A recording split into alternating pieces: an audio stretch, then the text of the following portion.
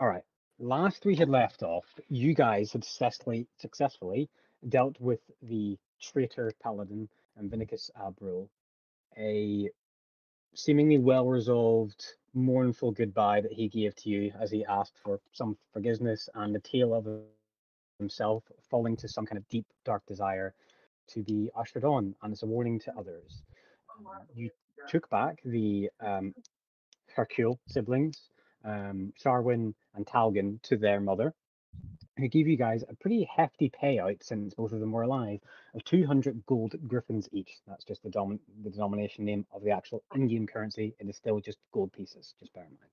But yes, 200 gold griffins. And you got that from Coinhold under her basically written receipts at the southern edge of Rakmir. And you took back Slate Galagos, who told Hendrik, the Inquisitor of Tyr, about his issues, why he was where he was, what he was doing, and how he came into the trouble of being sentenced to the Eland fields, and the memory he recovered in proximity to Veinstone, and the magical spell to modify his memory seemingly undone. Now he has also been paid, and he has returned to his family.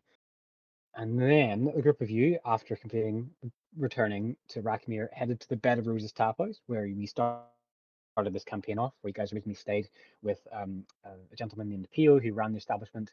You rented a room. I'm not sure if I took that gold piece off you, but we'll just say you have for now. So I think the only thing of bookkeeping is I know that Leonardo had some more funds that he recovered from the dungeon, the Sunless Citadel. Did you dole that out? I just can't remember. Yes, I believe it was 70 gold Oh piece. fuck, that's right. We're gonna go back to the dungeon for some armor, aren't we? That was an option. Not We haven't fully necessarily. decided. He Yeah. wants it. We're gonna go get it. There's no fighting it. There's no fighting it.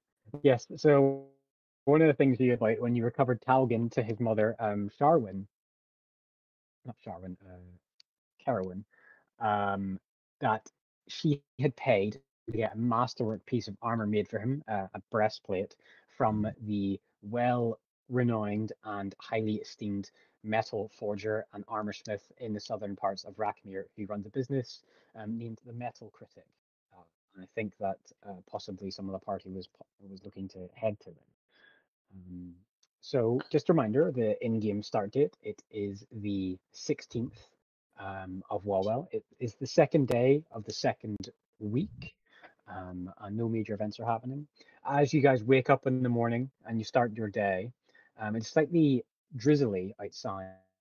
There are low patches of cloud over this soon-to-be spring-covered town. It's a bit warmer again, so it's getting a bit of humidity, but sitting between 10 and 14 degrees Celsius, and then it's going to slightly warm up as the cloud gets burned off through most of the day. No breeze at all to speak of. Um, so yeah, you guys wake up in Bed of Roses. There is, as I said, a kind of great spread of food and jams and bread and all these things put out before you in the tap house itself.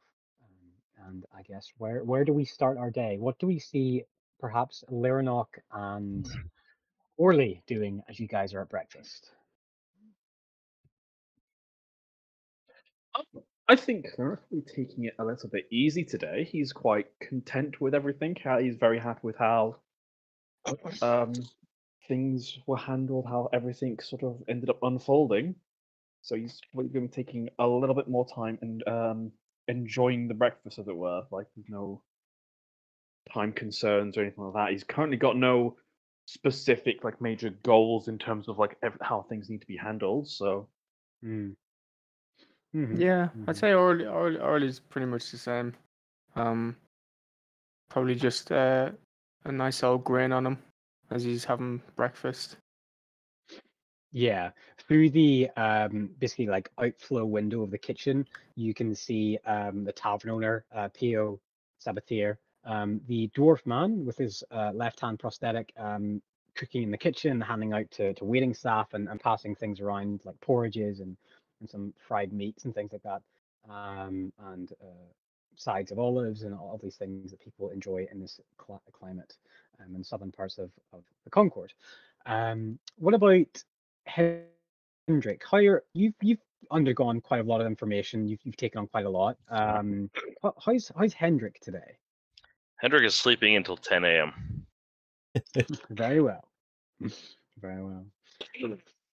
And Torkel and Thoric, what are you guys up to? Probably second breakfast. Yeah, you came down early, you got first fill, and then there's been the second round doled out. Yeah. Oh no, now I'm hungry. I think that Torkel will just accompany Thoric, and being conscious that he took quite a beating throughout the dungeon, and that he's his friend, he just wants to make sure that he's recuperating and healing up, and he's in a good position. So he's like not mothering him, but like if he's having second breakfast, Yeah. Torkel's having second breakfast. If he's having a pint, Torkel will sit down with him just to make sure that he's definitely. He asked for I a think, jug of water for the table, but he's just drinking it all himself. I think the most noticeable part for Torkel after your esteemed friend fought hard and violently against that man Vinicus, his helmet is still pretty banged up. Like it's wearable, but like there's like a certain concaving and damage to it, and there's actually like a still dry blood smear from where the helmet crushed against his jawline and burst his upper lip and dried blood in there. That probably, as you guys have been journeying back, like you probably had your eye on that Torkel, that his helmet is still pretty serviceable, but it's not comfortable as it once was to put on for you, Thoric. Yeah, I need that fixed.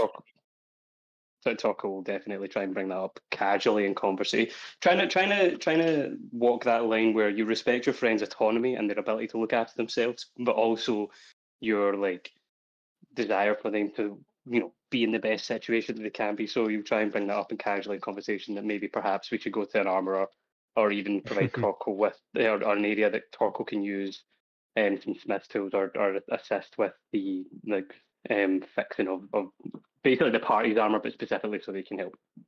Yeah. So that's brought to your attention, Thoric. And for you, Thoric, your helmet is part of your kind of overall armor that you got made for you, and it fits you well. But your armor definitely saw like you've cleaned the blood off it, you've cleaned the mud and the dust. The dust is the worst. You guys traveled over a very sandy, flat, I was like sandy and hilly area with like slate stones and like bushy. So you've got little pieces of branch and like little interlocking pieces, and you've got some pieces of dust still on some of your foot greaves. So it's been a kind of taking it off when you got to the bed of roses last night, and you finally took off your armor for the first time in a long time. In the past couple of days, you were like, damn, there has been a lot of grit and grime in this armor. Yeah. I suppose he finds cleaning kind of cathartic for him and his armor. Mm-hmm. So he would have spent time cleaning it, but for the actual like dents and damage, that's beyond his skill set. Yeah. And speaking of armor as well, you did the party did take back Vinicus's seemingly blank slate set of plate mail completed to a Silver Templar basic standard to outfit knights. So that is within the party's inventory. Yes, I mean, I've got it in my inventory, if that's okay. I mean, I think because initially the plan was for me to wear that to go and get it adjusted. I think so, yeah. Mm-hmm. Because it basically comes down to me and Thoric. Yeah, I believe so. I'm not sure anybody else in the party has a heavy armor. I know Orly and Hendrik certainly don't have a heavy armor proficiency, but maybe Torkel might. But Torkel might actually have what? Sorry, a heavy armor proficiency. This is a good question. One that I can answer momentarily. I think if I purely use spells that rely on a saving throw, I can wear it. I have heavy armor, light armor, and medium armor proficiency. Oh, nice. So Torkel could possibly work. So yeah, it's an option for you if you want to throw your hat in the ring. But we can. I'm also petitioning the company to go back to the Sunless Citadel to get a specific chest plate that I'm slowly becoming obsessed with. So maybe what was the item that you were saying? Is it your old armor that you've replaced or something? No, it's just it's the plate armor that from that night we fought, Sir Vinicus. He But had a they full set plate of. armor. It is a Yeah. full set of plate armor. I mean, nobody wants it. Oh, trust me, I would very much like it, but Do you not have proficiency in heavy armor? I do. Oh, That's why what I'm saying. don't you? I'm saying I would like it, but Oh yeah, you have it. Yeah, that's way more. That's way I'm more not- important than you have heavy. You have plate armor than I do. so it was an option, but also, but yeah, I would quite like it. So I would You quite like take it. to go and get the I would. It's very much in Leonardo's like wheelhouse or things to do, but he doesn't necessarily need to do it immediately. So if we're going to a blacksmith for various reasons, then I would Yeah. very happy to get that sorted. Yeah, that'd be on the top of Torko's list to do before we depart to ensure that So everybody's is armor. that and is weapons that are- the kind of general consensus? You guys want to head to this Yeah. smithing house? Yes, Yeah, please. I think well, right as everyone else is done eating breakfast and having this conversation, deciding what to do, Hendrik is like finally walks down the stairs and picks up oatmeal or whatever, gruel, and sits down with everyone else, just like We're all eating like lavish, like continental style breakfast with pastries and cold meats, and he's Yeah. like, "I'm gonna have a pot of gruel." yeah, And that the is- leftover cold oatmeal. And that Salt is, on it. it seems like he is choosing to have the worst food on Mhm. option, because some people just like eating something that fills them up well and it's got good dense calories and carbohydrates, and that is something that is not very common here. People in Rakmir and people in Breakwater especially, they eat well. Eating and food is a big part of this culture. You guys Hendrik, should try you're the a growing orange juice. boy. It actually tastes of oranges. Yeah. Hendrik picks up his like wooden spoon, takes a bite of this horrible looking food, and just like, I have to file paperwork for. He pulls out his notepad, his clipboard. What the fuck? Yeah, clipboard. Just like turns the pages. The paladin guy, the Templar. So Vinicus. I'll find his name later. Yeah, there you go. Is that in character for him to be like, yeah, whatever? Yeah, Sounds like it. Oh, he just woke up, and the guy's He's an he's asshole. like, I have his name written somewhere here. I mean, if Hendrik's not going to eat the breakfast that he paid for, good third breakfast. On the 'Cause idea that at some point Thoric probably goes down. It's like, yeah, we'll have like 5 breakfasts. Guys, do you want anything as well? oh yeah, Poor Pio in the back of the kitchen, just sweating buckets, just like crying, like, I need more. Someone run out to the store and pick up more bacon fat. there's a big fuck off dragonborn that won't stop eating. Literally eating me her house and home. Yeah. All right. Yeah, I mean, I truthfully can't remember if I asked for you guys to be charged in that room. If you're probably on an odd number of gold, it might be. Yeah, I've got 299 gold. I I would imagine remember so, paying but- gold at the end of last session throwing Brilliant. That is fine. That covered your room and board, nice comfy rooms, and your meal today. All right. Okay. So what I'm hearing is Hendrik's going to go off to the Brass Shields patrol house and go there and chat with them, and then the rest of you guys are going to head to the Metal Critic. Yeah, sounds good to me. All right. Okay. Well, let's start with the bulk of the party heading off to the Metal Critic. So, as you guys go past and you leave the Better Roses Tap House, do you remember something, Sean? That was me. Oh, he went. Oh. So that was me. Ignore me. All right, okay. As you guys leave the Better Roses Tap House, you pass by the familiar Sanson Square, where a few days earlier you fought off a cabal of deranged animals and some cheap animal tamer who was apprehended by the Brass Shields. Walking past the Hall of the Zealot, the great kind of extended manor house that overlooks much of Sanson Square, the official capacity which runs Rakmir itself, where the Arch Zealot sits and presides over the town. Now, as I've described, this is a very like built-up area, a lot of houses and things like that have multiple levels. And as you kind of get further away from kind of the residential and the kind of touristy part of Old Town, and more towards the industry and finance part of the merchant district of Rakmir, the buildings take on more of a kind of angular and more utilitarian style. There's kind of large buildings that have a kind of bulky shop front at the bottom, whether it's making wagons or various other oddities and ends that are needed within this part of town. There are stable houses, there are building yards for actually extending on the structures itself of Rakmir. Buildings under construction. It is a well-doing and busy time when it comes to industry, but still interlaced amongst all of these various buildings. You can see the droplets of water coming down in this kind of low mist is starting to rain on the very spaced out small threads of the strawberries and raspberry vines and plants that still grow everywhere over Rakmir city streets, complementing its kind of beautiful nature. The kind of soft tinges of a light green as spring is coming around, and this water is definitely going to help, as will the water of the previous days. And so you head down kind of a larger square area, and you find the signage for the Metal Critic. It's quite a large building, probably the largest area you can see, and it has a whole gabble of staff on the exterior of it. There's people bring in entire kind of wagons of metals and like coals and things like that as well. 5 or 6 apprentices just on the outside, and you can hear from it like the ringing of hammers and the honing of metal on anvil stones and all these things as well.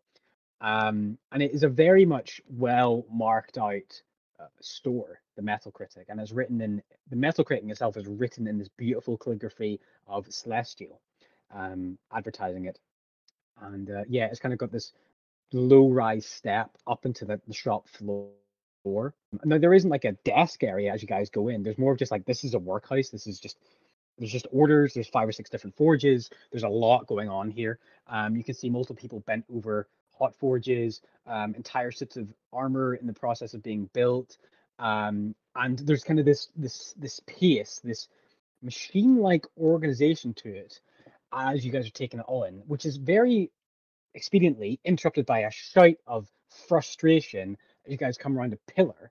An entire helmet just goes flying against the wall, and a man just shouting in a mix of Draconic and Southern immune, just being like, "You call this a helmet? This is a joke. I wouldn't even wear it. I wouldn't even take this and shit in it and then stick it over your fucking head. This thing is useless." And this large, bronze tinged scaled dragonborn man is yelling at this apprentice blacksmith.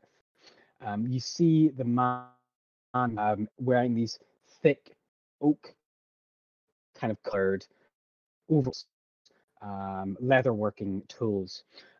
He is basically laying into this apprentice. He's thrown and kind of dinged up the helmet against the wall. And he looks over his shoulder and sees you guys, but does not even process that you guys are customers, you're in. And he just keeps laying out this apprentice in front of him. And the apprentice is just going, "Yes, sir. Yes, sir." Why don't all of you guys give me a perception check, please?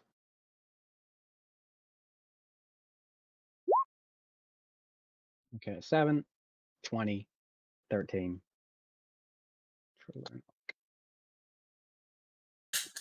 Okay. Can I also do an investigation check real quick to see how shitty that helmet actually is? If I can still see it, or if it's just like math the bits on the wall. Yeah, give me a investigation check, sure.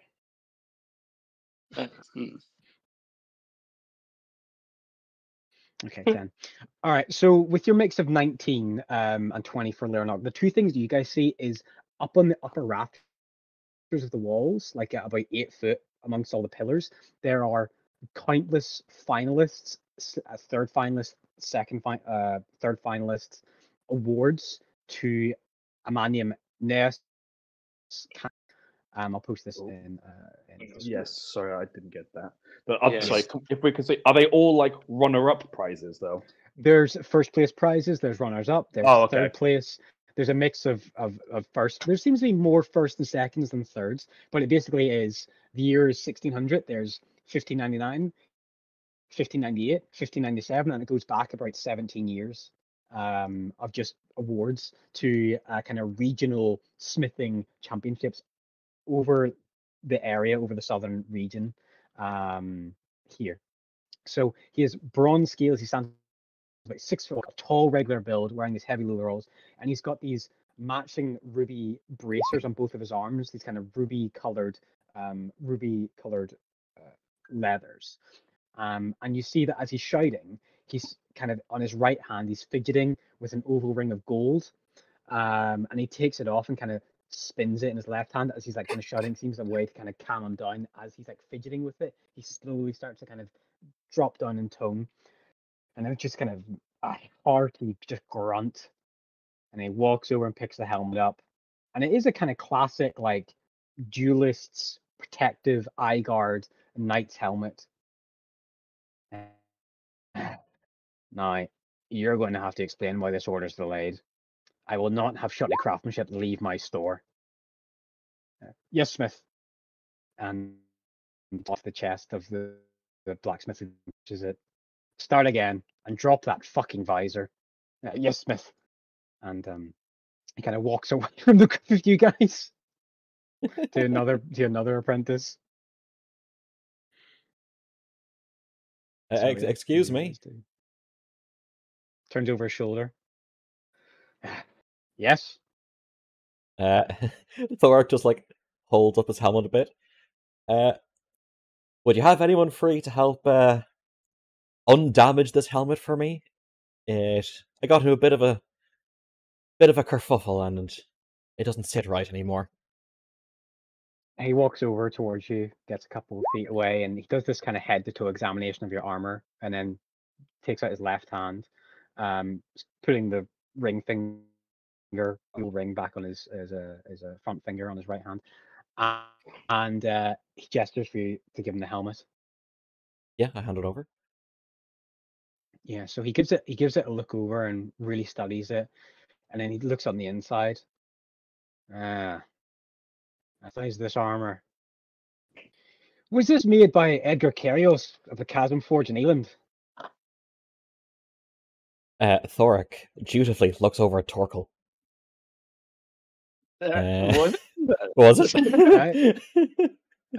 So Do I this know? piece of armor that you've got was made by you at your family's request, and you do remember that was where it was purchased and made, yes? Oh, then yeah, it was indeed. Edgar is my apprentice for 10 years. Seeming like he's improved slightly, but some of these angles here could do with some work, but a serviceable piece of armor nonetheless. I'll have one of my juniors inspect it, and they can... What happened to it? Did you drop it in the saddle? And a horse stepped on it? Or maybe worse, a idol? No, I was hit pretty hard across the head.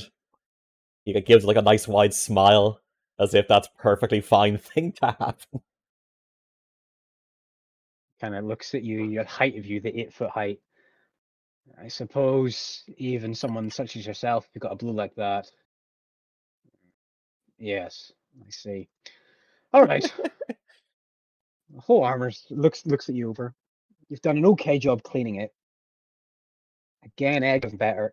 I mean, there's a redundant piece of metal here. This could have been trimmed down as he goes over to look at your left gauntlet and crouches down.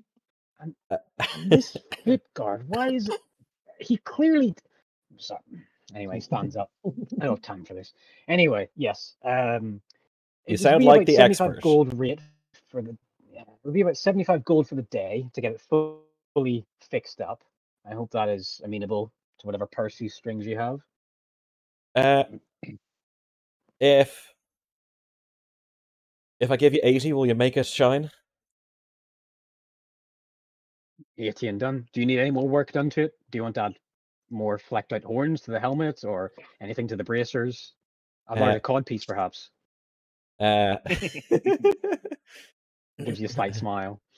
I'm actually just sifting through the armorer's handbook right now because I forgot to check it earlier. Is there any way to up the AC of a shield through the armorer's like upgrade There system? is an ops. There's an AC basically alternative, I think, in the armorer's book if a piece of armor does want to be improved by AC instead of basically reducing damage.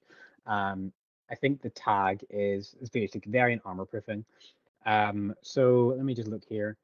It doesn't say that armor proofing can't be given to like the reducing of damage can't be applied to shields. But I will say probably this guy could improve your shield by 1 AC. So he kind of nods. So you basically say you want to improve the shield. Now, do you want to improve the tower shield or the other one? You see, the thing is that the other one, I'm still not sure I'm actually allowed to use it yet. Yeah. That's Mhm. that's the thing. Maybe we should have got that sorted actually, so you're not walking around with a unnamed magical artifact. I imagine he's probably covered it in a sack in your adventures pack or something like that. Yeah, it's under my shirt. Mhm. How much would it cost to add AC to my tower shield? Mhm. I'm going to say I'm just going to use the base cost of 1,000 gold pieces. Cool, perfect. That puts it out of my price range, so it's not even a question. Yeah. So, not just you know what? You sound like someone who knows what they're doing. I trust your judgment for anything you think should be changed. He gives a nod and then shouts at the top of his lung that echoes throughout the whole like multi-story forge. Come to you! And there's a few seconds, then running down some flight of stairs, and a kind of maybe mid-20s dwarven man comes up, clean shaven, eyebrows plucked, hair tied back under this cap, and a single flake of blonde hair coming out from underneath it, and he kind of gestures towards him. See that this armor is fixed and returned within a day. Yes, Smith.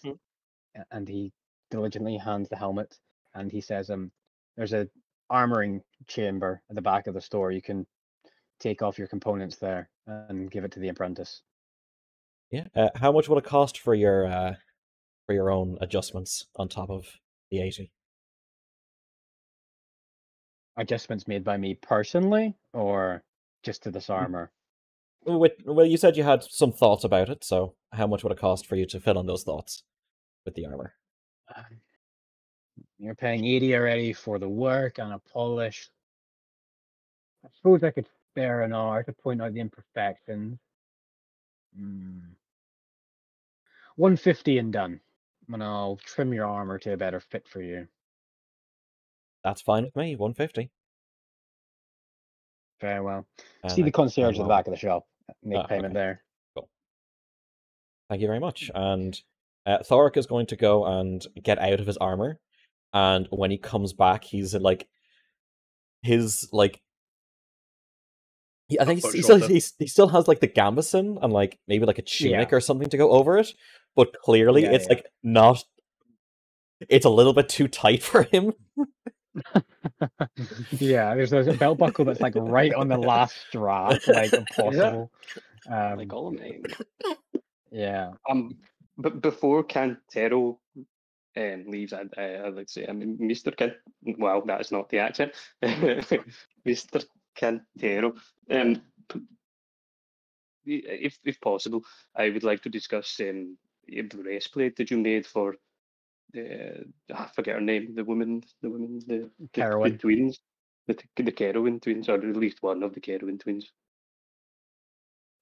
3 years back, made for a boy who was still growing, gnomish, I believe.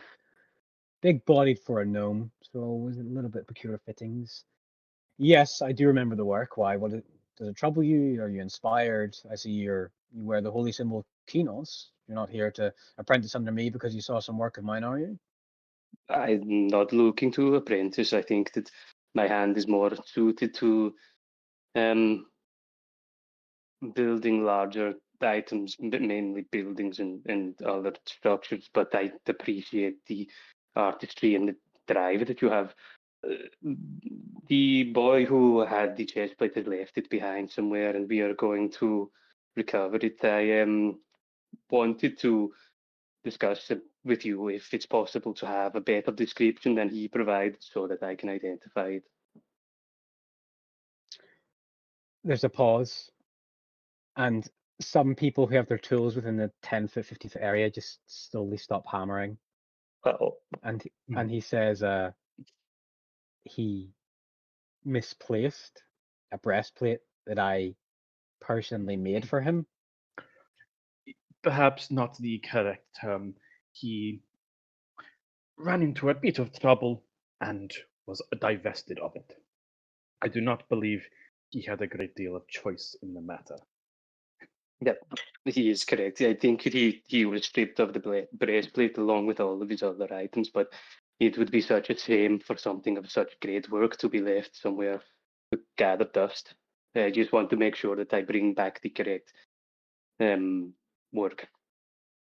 And the boy, is he himself interested in going and retrieving it, or is this a task you're putting upon yourself, priest?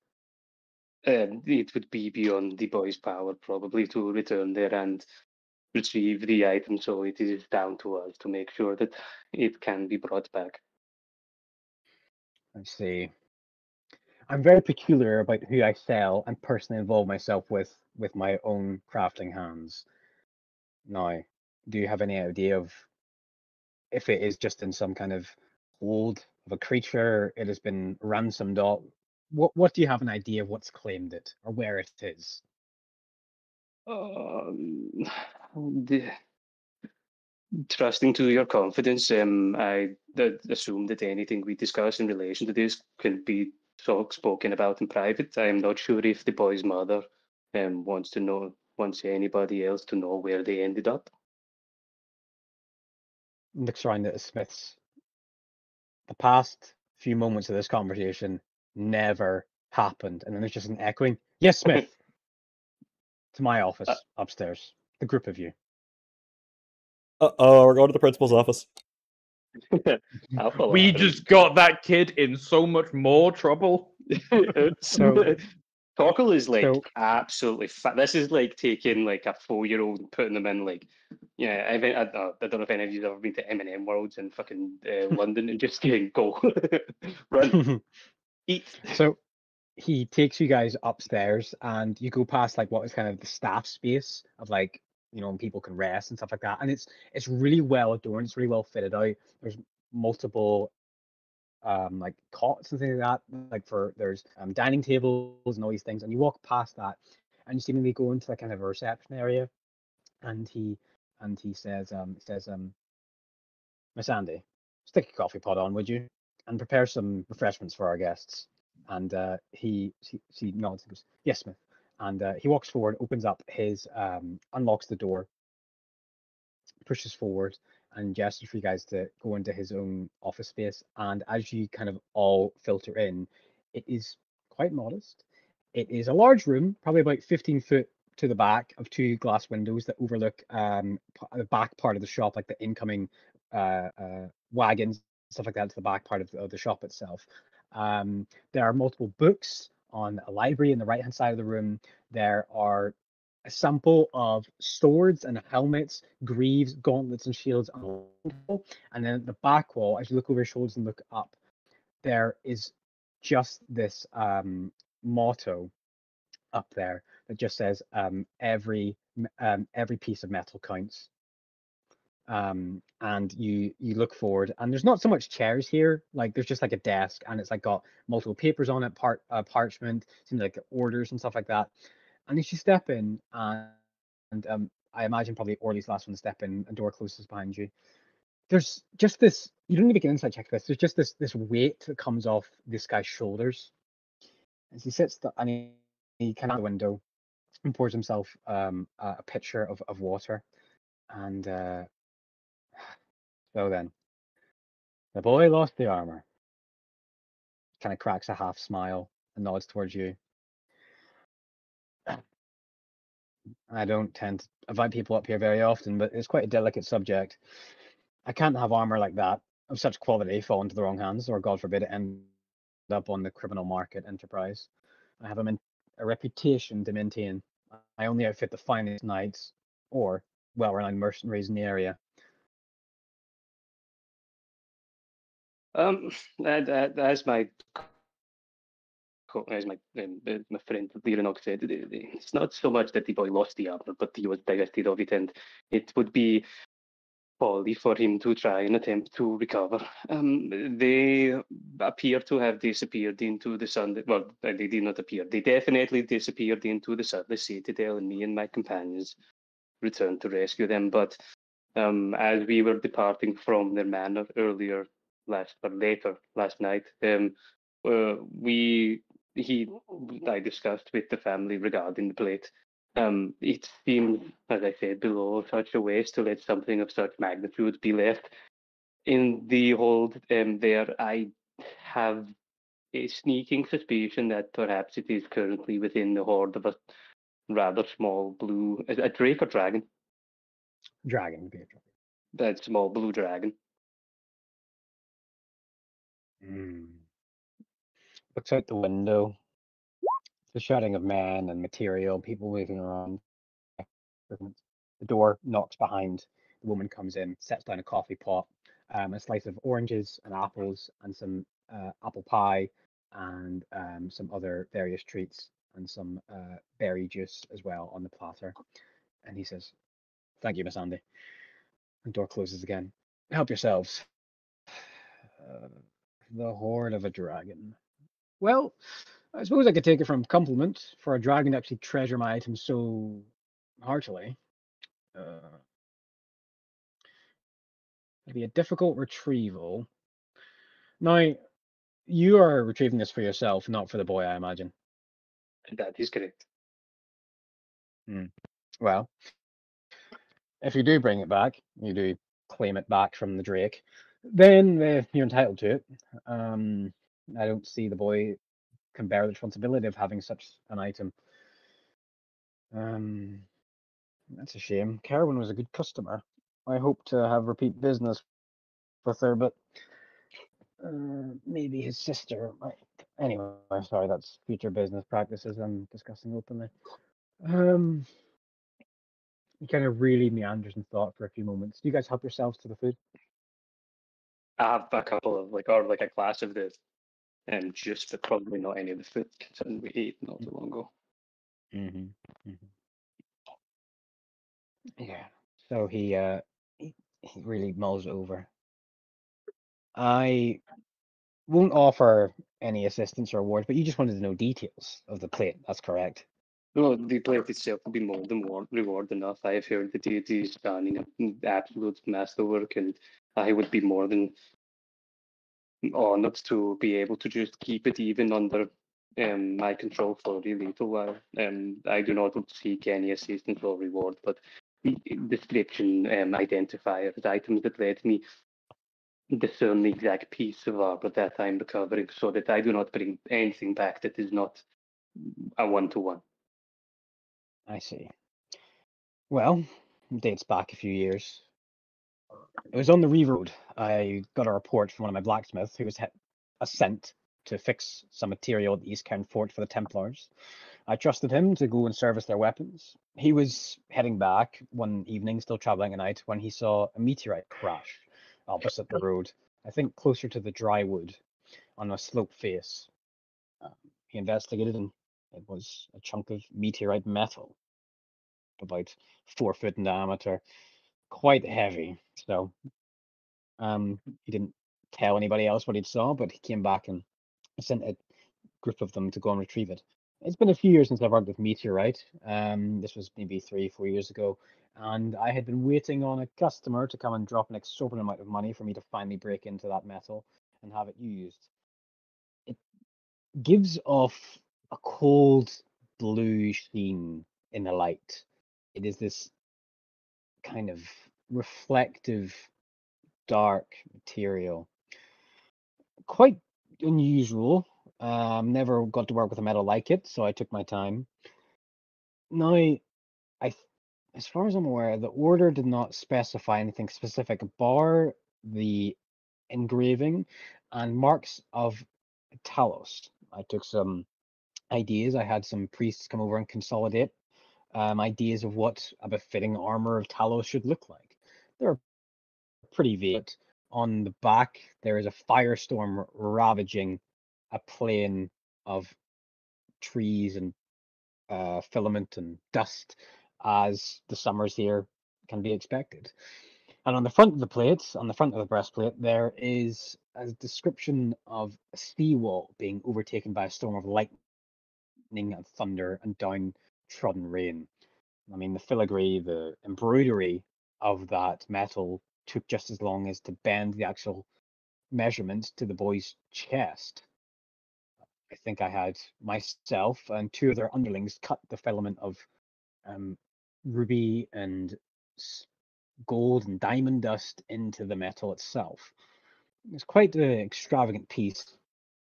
I just will note the value that Kerwin paid for that piece being made was a sum of 5,000 gold griffins and interest for each month that it was built earlier. I told her it would be about an 8-month process, and any month that it was built earlier than that, she'd have to pay an interest of 400 gold, and we finished it within 4 months. So we got 800 on top, which was pretty good going. I wanted to challenge myself with a piece of work. So that's what it looks like. Cold blue sheen metal. I've this image of a firestorm ravaging through the locales you see before you head south, and then on the front, a seawall absolutely being decimated by the hand of God of Talos. I think that is probably a good enough description for me to be able to identify such beauty when I see it.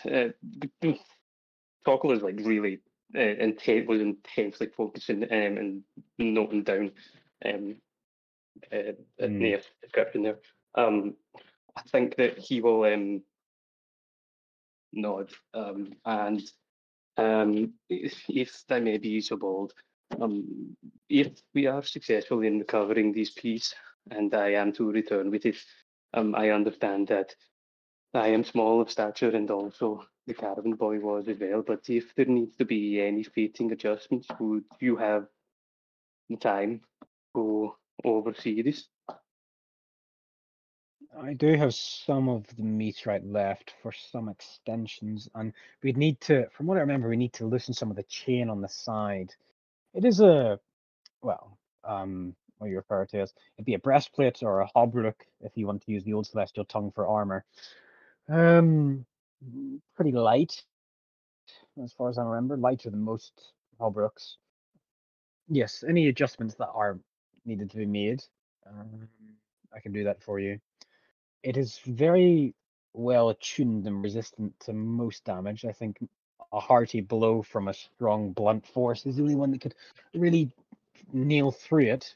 As for swords and arrows, that's exactly what they specified that was most resisted, that they wanted. Anything else? I'm trying to think. It will take a hearty blow well, the piece of armor. You won't be reeling as much if some farewell or strike finds you. That's as much as I have to say on it. The actual work itself, that's what it looks like. I'd be thankful if you achieve the work, but I'm not going to offer any discount to you if you bring it back. You're going to get the piece of metal itself. That's as much as I have to tell you. Anything else I, you wanted to ask of me or your allies? no, I know that your time is probably one of the most precious resources you have, so I appreciate you taking it and providing us with such a description. Me and my companions, I hope, will be able to recover this piece and return it to you. And if you do have the luxury of a little more time, I'd be happy to pay the price to have the piece fitted to my body, if possible. I appreciate all of the help that you have provided. I think that we probably should take our leave. Take some of the food that Mercedes brought. I'd be ashamed to leave some of it. I told her to go and fetch it. Yeah, I'll pick up like a couple of pastries just so that I'm not rude. Sorry. Miss Sandy, not Mercedes. Sorry. Yeah. So yeah. Does anyone else have anything you want to ask this master? Yes, I was just going to mention. Just before we go, a simpler task, I hope, but along that same journey, we came across this armor from an ally who is unfortunately no longer with us. It is about my size, but it still will need some small adjustments to make it truly fit me. I believe this would like this to be sorted, please. kind of, for an angel, you're awfully kind. How about this He- entire thing? You're not all smile Yes, that. I'll He's have happy that to be scene called to you. kind. Yeah, he says, Excellent. I'll have that scene to you, Holy One. I'll put a slightly better apprentice on it. No offense, Dragonborn. I appreciate your kindness. Hmm. Well, come back tomorrow, and I'll have your business tended to. Probably later evening tomorrow, I'll have the fittings adjusted of your mail, and your armor will be repaired and trimmed to you. And if any more questions, find you. But as I didn't get any of your names. Well, my name is Leonardo Avalon. I'm Thork Fregan. No one's. Orly. Yeah, and I imagine Torkel says as well. Yes, I think he he's muted because he's. He just disappeared for a minute. Yeah. So yeah, he says, well, I am metal critic, as some people call me. But you can just refer to me as Naeus if that's easier, or Cantarero if you want to go by official business. But if you're talking to me on the shop floor downstairs, there's always Cantarero, Sir Cantarero, or whatever else. Don't call me Naeus down there. I don't want them to hear me be too friendly with customers. Anyway, I'll see you guys out. I have some paperwork to attend to, but leave your supplies, your plate mail, and I think I have an etching here. And he passes an etching, passing an etching to Torque, and gives that to him of the kind of absolute lovely penmanship and drawings of how armor was planned out to be made of this work.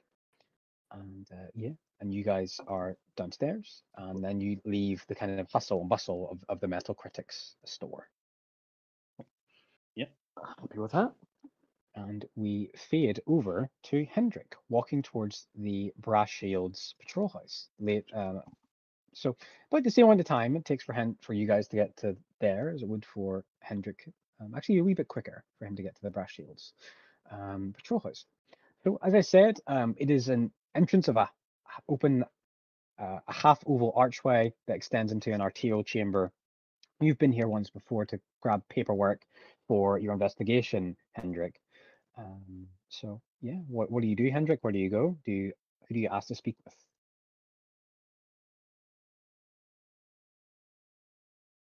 Not sure if Ryan's We appear to be here or missing not. Orion on roll 20. Ooh, strange. Wonder if he had to go He quickly. is here on Discord though. He is on Discord, yeah.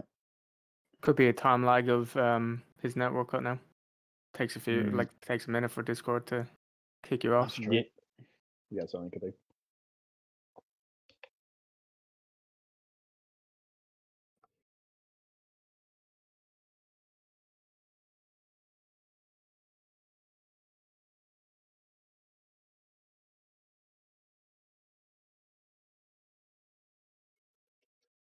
Yes, so for your work to get your plate mail fixed, I should have checked you can actually afford this. It would be 125 gold pieces to get it adjusted for you. Okay. Wow, that is pretty pricey, but fair enough. It is plate mail. I am glad to have it. Did So one, two. did Quintero give any indication of how much it would cost potentially for the adjustments to be made to that thingy, just in case I need to take more than just a breastplate from the Dragonborn? He gave you a rough figure. I've noted it down. It'd be about 300 gold pieces to get that adjusted to. We'll be taking 500 gold.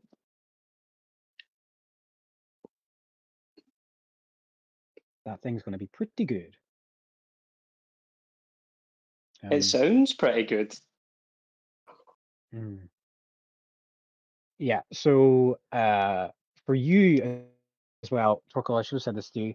There are multiple seals of basically like best rated blacksmith business, like an Ask Who, like a Indeed Witch Rewards Right. of the Ministry of Masterworks, actually all across his business as well as finalist rewards too. As we're leaving or as we're exiting the shop, can I see any like displays of any masterworks or any items that he's got that are potentially, he's kept to, doesn't want to sell, or that he is holding currently for someone before they come and pick up? Like, is there anything that looks like it's a masterwork sitting out? Yeah. Give me a perception check, please, with advantage, Yes. because you're a Keynos guy and you would be pretty good at looking at this stuff. Of course. Perception. 18, very good. yeah. Yeah, though there's two pieces. One that you notice that is like you get the sense that as you're leaving, you kind of go the wrong way for a second, and you actually end up a little bit on the peripheral edges of probably Amneas Cantero's personal part of the forge. It's not stoked, there's no fire lit, but you see that there is a half-covered piece of full plate mail armor, which is just got this absolutely corona golden buttery yellow sheen off the gauntlets that are resting on the table while the rest of the armor is covered, and it's got this absolutely amazing shine of interlaced white gold of these aedeline petals, these white rose petals up the greaves, and then accompanying that to the side is a lovely warhammer, this great sized warhammer with the same golden head and this perfect leather strap of a deep royal purple across the handle, still being currently wrapped. You can see that there are these same aedeline petals on the sides of the head, as well as filigree of gold and silver and copper all the way down the handle too. These seem to be two works in progress. That now they aren't like behind any barriers, but you get the sense that if anybody tries to steal from this motherfucker, they're going to create a pretty high bounty, or going to be or be trying to be stopped by every blacksmith within this shop. Yeah, I would imagine that even if they did get away with it, that his work, like he is so well regarded that people would be able to Hunt you identify down. anybody who's wearing his stuff. Yeah, exactly.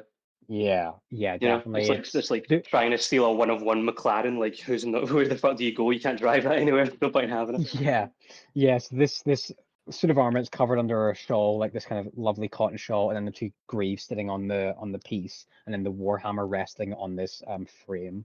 Yeah, It seems to be Torkel probably a doesn't matching set. deign to imagine that he is like, or there's not a single part of Torkel's mind that says, "Oh, I should touch this and look at it further by actually moving things," but he stops for a minute and just gets close, respectfully Yeah. close, just to be like, "Wow, this is like, like when you're like, you see a painting in a gallery and you want to get up to it, but you can't touch or anything like that." Yeah. That's kind of what he does.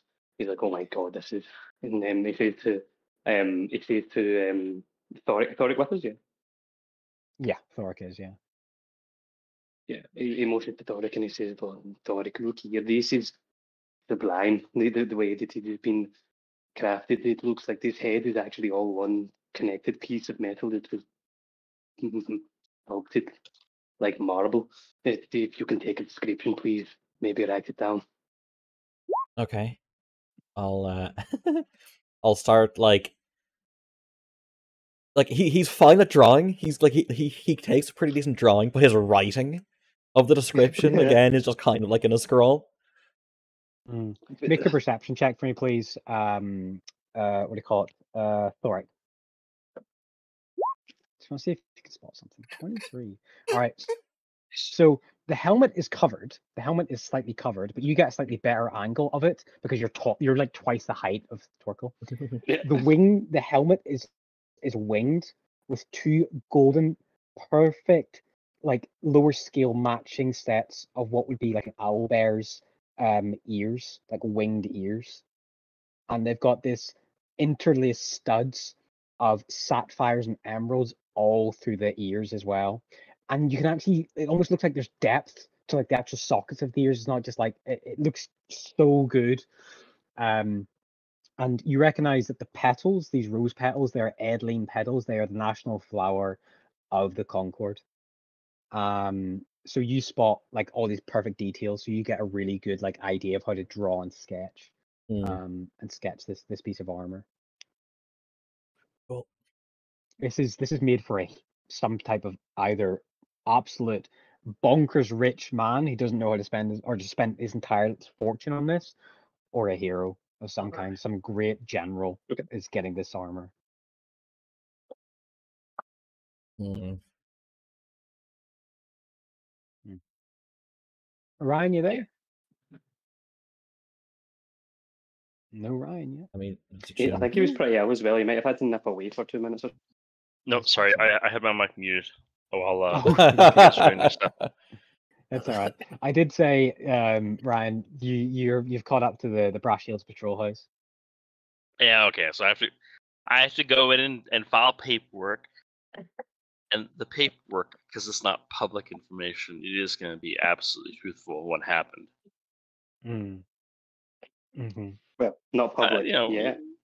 yeah. Not We don't. public, I mean, yeah. Are there what's the fucking term? The public whatever. Never mind. Twins.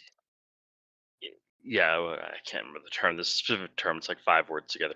Anyways, fuck it. I'll just go inside, get my paperwork done in the morning, turn it in, Mm-hmm. and then I'm free for the rest of the day. All right. Okay. So you give a written account, takes about an hour. You're pretty deft with a hand with a parchment, but you don't want to obfuscate any detail. And what kind of there's multiple seals of urgency, of expediency and importance and stuff like that. Where do you rank this report into it? Everyone who's involved except for us is dead. So and the kids, but they're not criminals. So problem solved. There's no emergent danger. So I'm gonna just put the lowest level. That doesn't really matter. All right. Okay. So lower level, but not the lowest, obviously. But the matter's resolved. Yeah, well, I guess lowest would be like pickpocketing, not we killed a Templar. Yeah, I mean when yeah, that's what I was trying to trip you up with.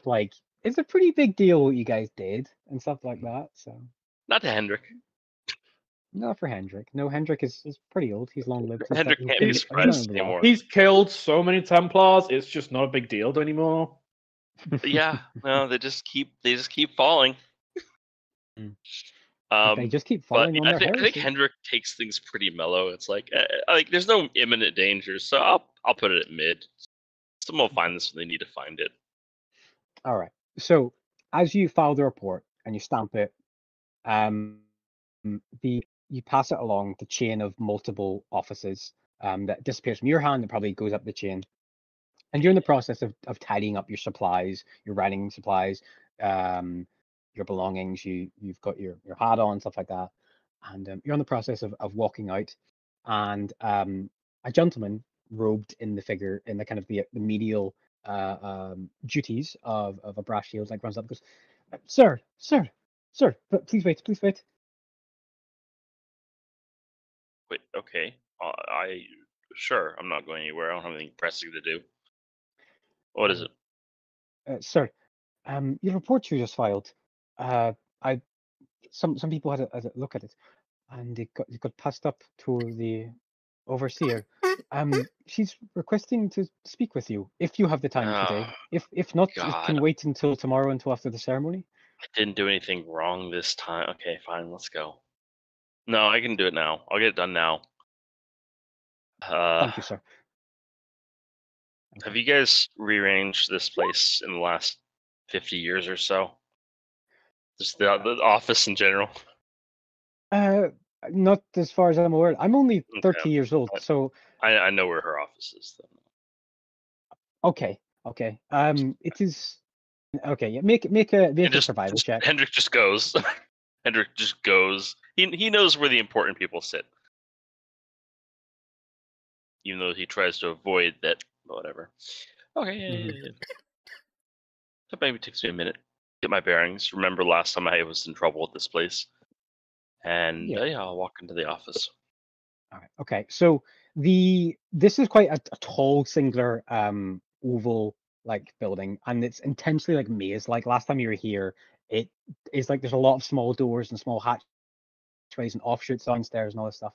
But the overseer Justiciar is on the 5th floor, and on the 5th floor, as you go to outside, there's 2 guards in full plate mail and brass shield armor. Their armor kind of heavily oxidized on the sides, in their helmets, and they see you coming, and they go, Master Hendrik.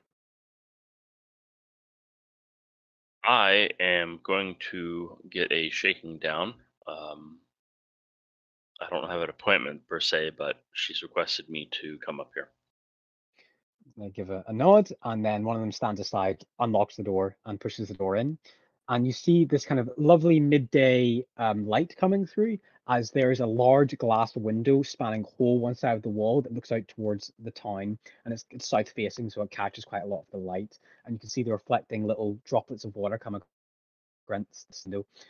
You see before you, overlooking, standing with her back to you, you see Overseer Justiciar Mentha Vasquez. She has cropped, braided grey hair. She has this kind of golden, silky skin that she turns to look at you. She is a halfling. She stands about 3 foot 6 inches and has a regular build. She has a typical oblong face. As she raises her hand for you to gesture in with her left hand, there is a tattoo of Tyr's scales in a kind of motley grey. And above that, there's an old man's face with 2 black holes for eyes tattooed above the scales. She is pretty well decked out in the garb of Tyr and the brass shields. She wears a bronze tinged chest plate with the iconic vistas of Rakmir detailed into it. There are vines and cobble streets and high hills of green that make a mural in the center plate of the armor. And she wears a dull grey cape, the color of Tyr, that hangs from her neck. She walks towards you, and she gives a curt nod to you. Investigator Hendrik, you'll forgive me for asking for your presence so suddenly after you filed the report, but there are some things that I'm sure you can understand that I wish to just hear about personally myself. This is no. I heard you talk at the door. This is no dressing down. This is no full issue with your report. I merely just wish to talk to you personally. You may understand that some of the details of your report are quite alarming, but this is not anything to do with the Church of Tyr. It's just brass shield record keeping. Do you understand? Yes. Thank you. Have a seat at this area over here. And she gestures towards Yeah. a seat. Yeah. It's Yeah. it's sort of like the classic setup where she has a larger seat or taller seat than I do, so like she has more. She's a halfling, so yeah, she's actually got a higher seat that would befit her. It's quite a liminal space. It's not too heavily garish, and it just seems to be like a pretty functionary room. It seems like this room is mostly reserved for actually like meetings like this, or actually like probably meeting the art zealot and things like that. She seems to she probably has a quieter office where she's based and does most of her paperwork. It doesn't look very well lived in, but very clean and tidy and orderly. She takes a step, unclips her cape, hang over the chair. She puts that on a hook, and she gestures. Tea? No, thank you. I already had breakfast. No problem. She doesn't pour herself a cup. And she's, ostensibly, in your report, you talked about Vinicus Ablo, who was his fate condemned because of a choice he made. You explained it in detail.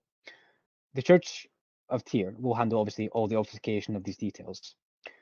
I want to ask your opinion on his demeanor and his attitude. Did you get the sense in his actions that this was a one-off? Have you seen any exhibits of behavior that he manifested when you met him to that any Templars that you've seen previously before?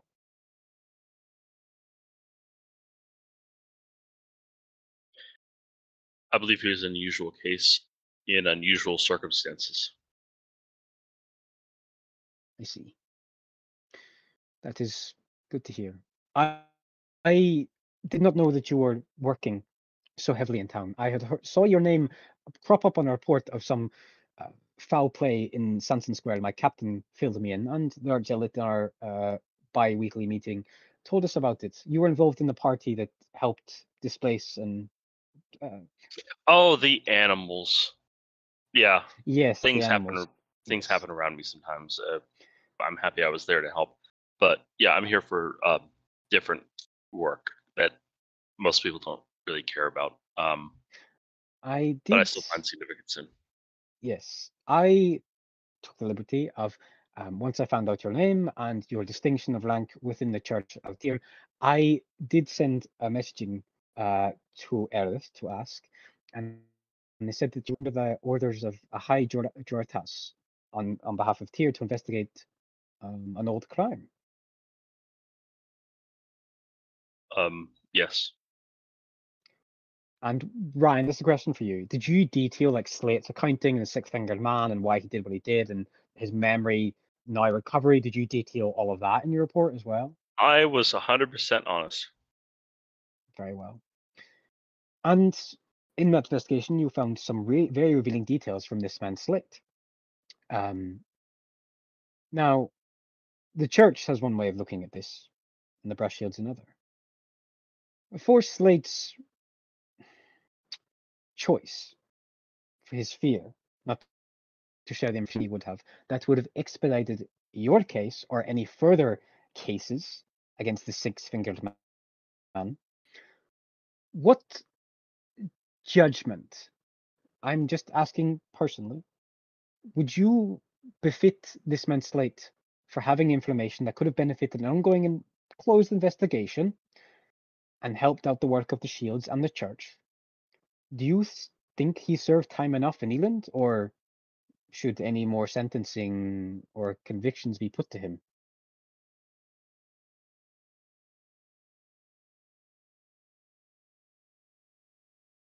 I think Hendrik, that's not something he was not prepared to like pass judgment.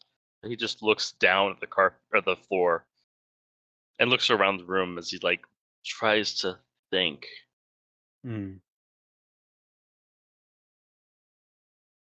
I don't think Slate was a strong man, and I have trouble condemning him for being afraid. Cowardice for a civilian is not a condemnable crime in my heart, and he did come and help when it mattered. Yes, in your report it said that he got stuck in and fighting the creatures from the tree and the goblins that stood in your way as well. He did. If we hadn't come along, he would have, I believe, fought to the death, and almost certainly have died in the process. Your in-depth testimony and your sitting here confirms to me that what you say about him is true. I was suspicious, but this man Slate, I think that more answers could be yielded from him if he was investigated further. But if you feel that he has given all the information that he can, I will leave him be. I think that Slate, his personnel qualities of deep regret and cowardice, not to mention the part of the city which he lives, he could be a valuable asset as far as information goes within that part of the city. I think he'd be easily turned, and I think he'd be cooperative, and I think that he is more in tune with that part of the city than he may seem. If Yes. we are looking for such a thing. It is not the usual way of the Brass Shields to use informants, but I am told that within your Church of our God, Tyr,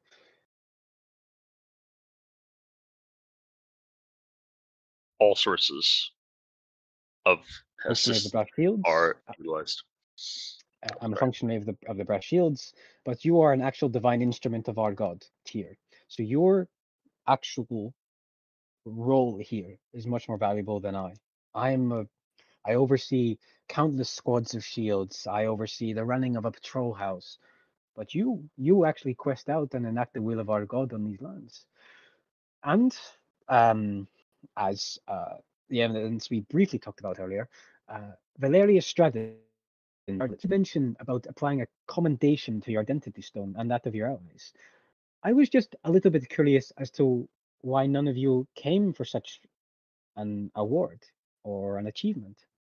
It's just pure nosiness on my end. You did not violate or offend me in any way, or the art zealot. I want to make that clear, but just out of curiosity. It's nothing personal.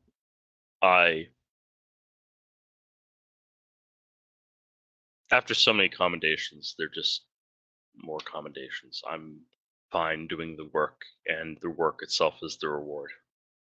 That is, I did pull up the record. Some brush shields.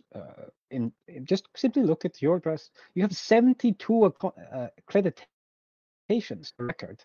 Most of them to do with standing in the way and getting involved in some kind of various disputes within Erith on the road, or again commendations from your church. You are a well accomplished man, and I'm thankful to have abilities here within town. Now, that brings me to what I really wanted to ask you about. We have no record of this entity known as the Six-Fingered Man. He is an unknown agent within our ranks. But if what Slate said is true, and he is responsible for the break-in 9 years ago to the Sanctum of Ash, that is quite worrisome. And your High Juras in Erith, the one who dispatched you, Yes. I'm sure he would be quite interested in you fulfilling and pursuing the Six-Fingered Man and getting this urn back in properly, all the way, closed case. I think Hendrix just sort of like shifts in his chair uncomfortably when you're like, "Oh yeah, he'd love it if you did this." He's like, "Yeah, okay, yeah, I know." And just Hendrix keeps quiet, but it's like, Hendrix is not like involving himself with other people. Yeah, totally. Yeah, she sees you and says, "Now, if this line of further questioning, investigation does not befit your style, I know you tend to wander and get involved in lots of different types of work, and I mean, already what you've done here within the past couple of days is commendable. But I just want to know, basically, if I need to set my own hounds to the trail, or if you're going to continue pursuing the Six-Fingered Man." The trail has been cold long enough that I think that they would not suspect they're being tracked down. If we were to release the hounds, as you said, that would get attention. But me traveling by myself, most people don't even realize who I am or what I do until I'm already on them. I think it'd be best if you leave this to me. And if it takes 20 years, then it takes 20 years, but I'll drag them down. I very much respect your outlook on this. I did have to give a detailed report. I do have to give a detailed report to the Art Zealot of your entire actions here, as it does affect some of the citizenry, the Kerwin family, the possible issues that might crop up with Slate, and the Art Zealot will then have to give details to both the Raising Flame and the Unbreakable Silver Templars about this agent, this turned paladin. But as the Church of Tyr commends of dark knowledge and secrets that unravel our own spirits, it will be handled very delicately. But we are very thankful for your written accord. It has been a time, maybe a few months, since I've had such a detailed report of such a various and worrisome crime overall. This Sunless Citadel, you give a report of leaving it. You left some kobolds there and goblins.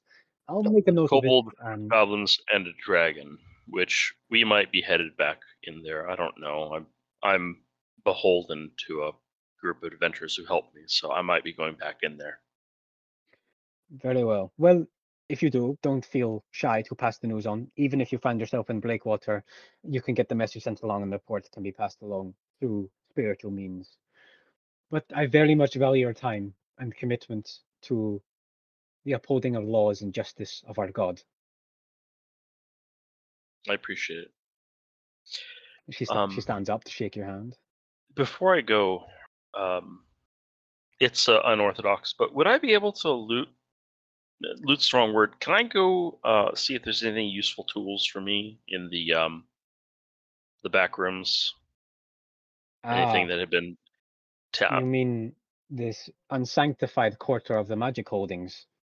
Yes, I have a feeling that things are going to get very dangerous in the next 5 years or so on this investigation. And I'm looking to use any tools that I can get my hands on. I will make some inquiries. Are you going to be joining us for the ritual tomorrow? Our prayers to the god? Tomorrow? Yes, the promise of Oh. judgment. Yeah. Yes, I'll be in town. I might leave shortly after, but yes, I'll be here for that. Very well. I will have the priest of Tyr, who serves as the functionary between my organization and your church, I will have him peruse the halls and the chambers and get something worked out. Perhaps bless an artifact or purge all maltaint from something that could offer you assistance now, or something that's perhaps just was used once and now is no longer.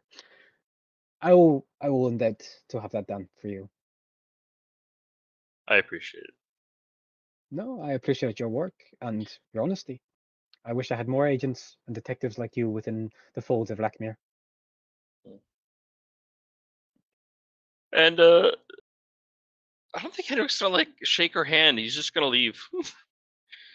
She kind of pulls the hand back, and then you walk out and you leave, and she Yeah. just goes. You don't hear this, but she goes, "Strange fellow," and then goes to put her cloak back on and go back to her day and stuff like that. So I don't think Hendrik has like a, oh, I fucking hate authority. He's not like that, but it's like all these fucking people. Like, Yeah. okay, whatever. Mission say if you accomplished, were meeting done. yeah, you say you were dispatched from one of the high juratas of Erith itself to deal with this little investigation. Yeah, I imagine that if you look into Hendrik's record, like the lady did, it like there's commendations and things, but it's like commendations to get Hendrik, like to get him out. Like, oh, we're sending him on a great quest after this. And 20 years later, he comes back like, okay, we need to send him out immediately again. Let's get Hendrik out of here. Yeah, it's like Hendrik went and rounded up a gang of criminal occultists in this area because his precinct of brass shields with an Erith in this precinct 31 did not like him, so he went out and got it and fixed it himself and all that stuff. Yeah. Yeah. Cool. All right. So probably not long after, somehow you guys all reconvene. You guys, as you're heading back towards the Bed of Roses or in Sanson Square, you see Hendrik coming back from Old Town, and you guys are all met up again. It's probably now like maybe 11, 12 a.m. You guys are all there. There's eateries, there's catering, there's people enjoying themselves in Stanton Square, performers, jugglers, poetry readings, all these various things that people enjoy. Sounds like a nice place to while the evening away.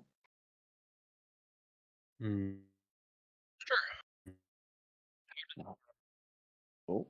The angry blacksmith go. The crafting critic. The metal critic. The metal critic, he is exceptional. Yeah. It is unbelievable. This artistry. Oh, I miss being in an area with so many people that are so hands-on and designing and creating constantly. Beautiful. I am curious, what is it that made you step away from it then? It sounds like you enjoy the process, as I imagine you will, but... Yeah, I did a little bit of one thing, a little bit of another, and obviously the death of my friend was not so easy, and I came to pay my respects, but I have a vision of a grand work that I would like to create, but it will require specific unique materials from each area of the Concord, and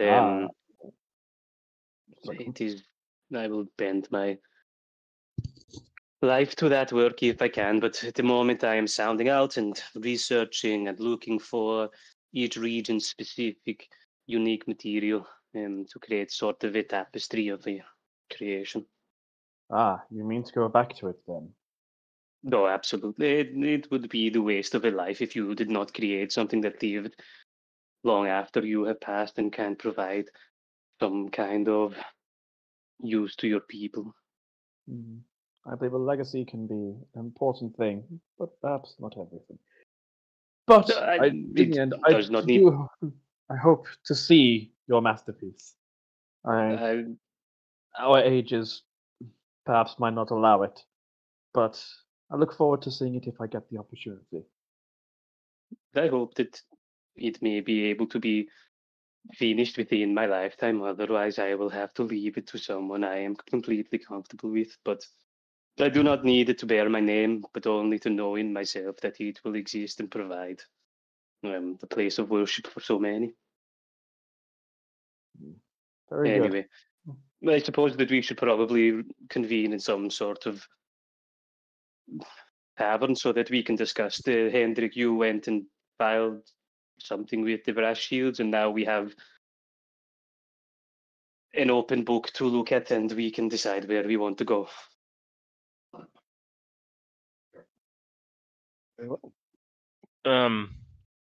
In a sense, I suppose. We are not entirely sure where to go. Oh, that reminds me. Are we going to go into the dungeon and kill the dragon, or whatever that was? I wasn't really paying attention.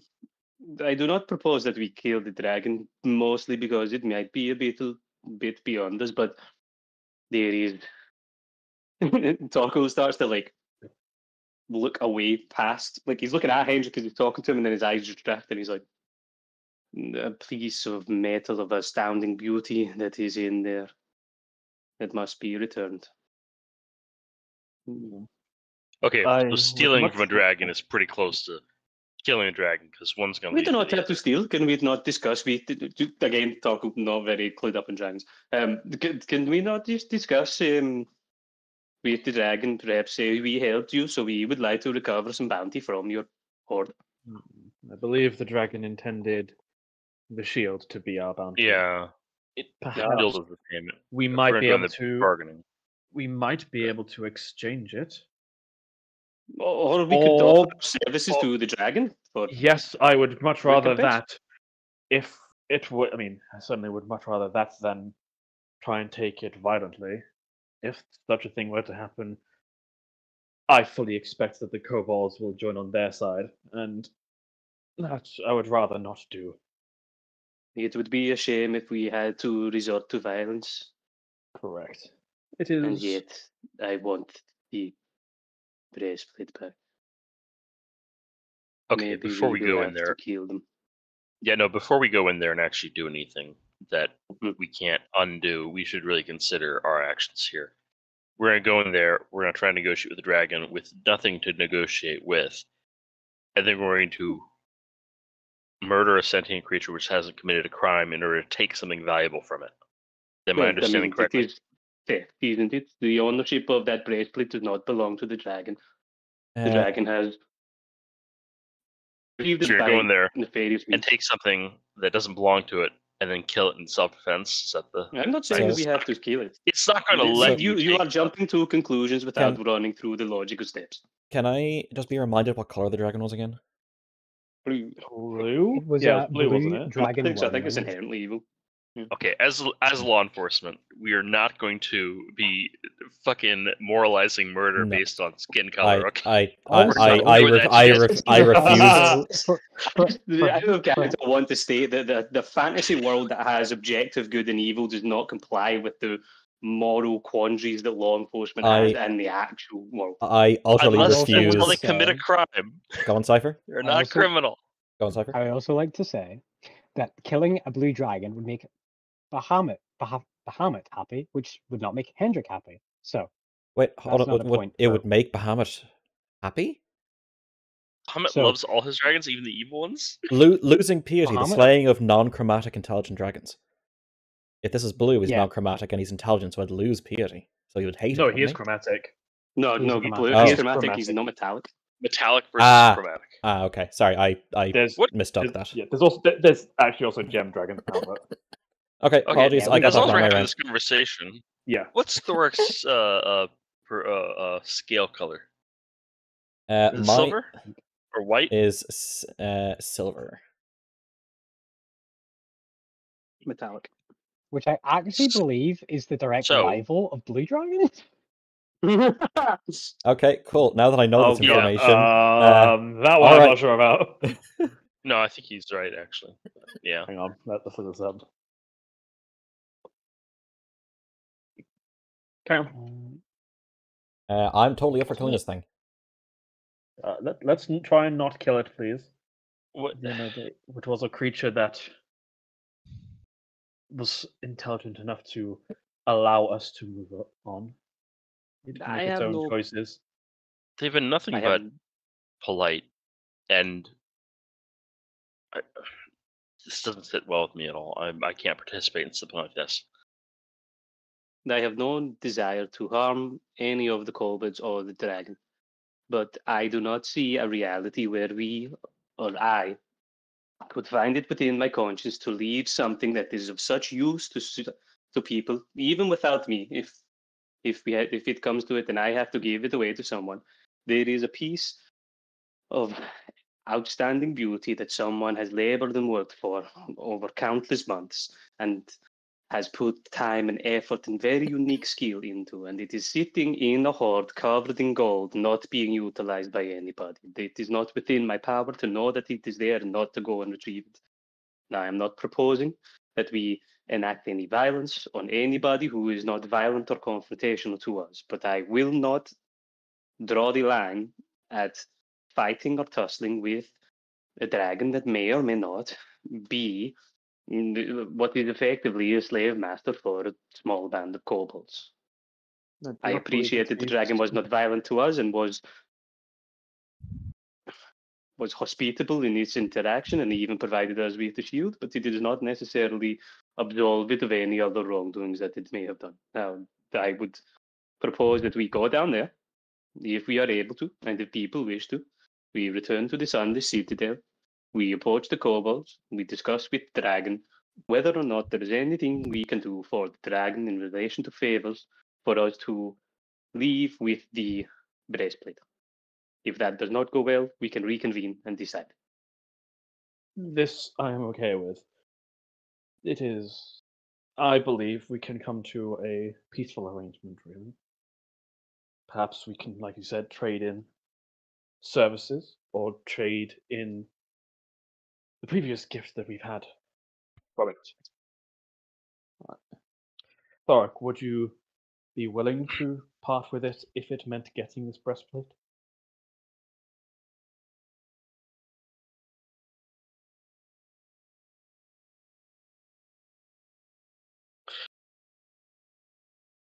What if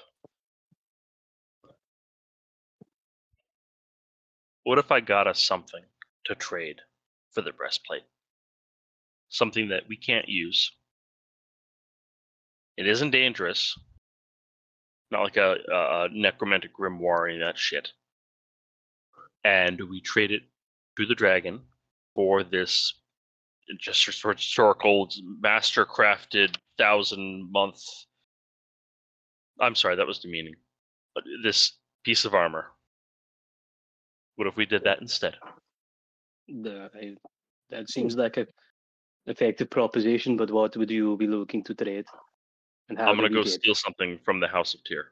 I'll talk to you guys tomorrow about it. I would not recommend stealing from them. That seems ill-advised. Counterproductive? I'm not gonna. I am joking. I'm going to ask nice. Actually, I already asked nicely for something, and I was going to get something for myself. But if we can do this without killing a creature, potentially killing a creature that has not done us any wrong, I would happily give up that item. Maybe we can find, I don't know, a magic staff that no one in this country can legally use. We'll give it to the dragon. No one will care. The dragon might like it though. Does that sound amenable? I have no issue with receiving something that we then exchange to the dragon.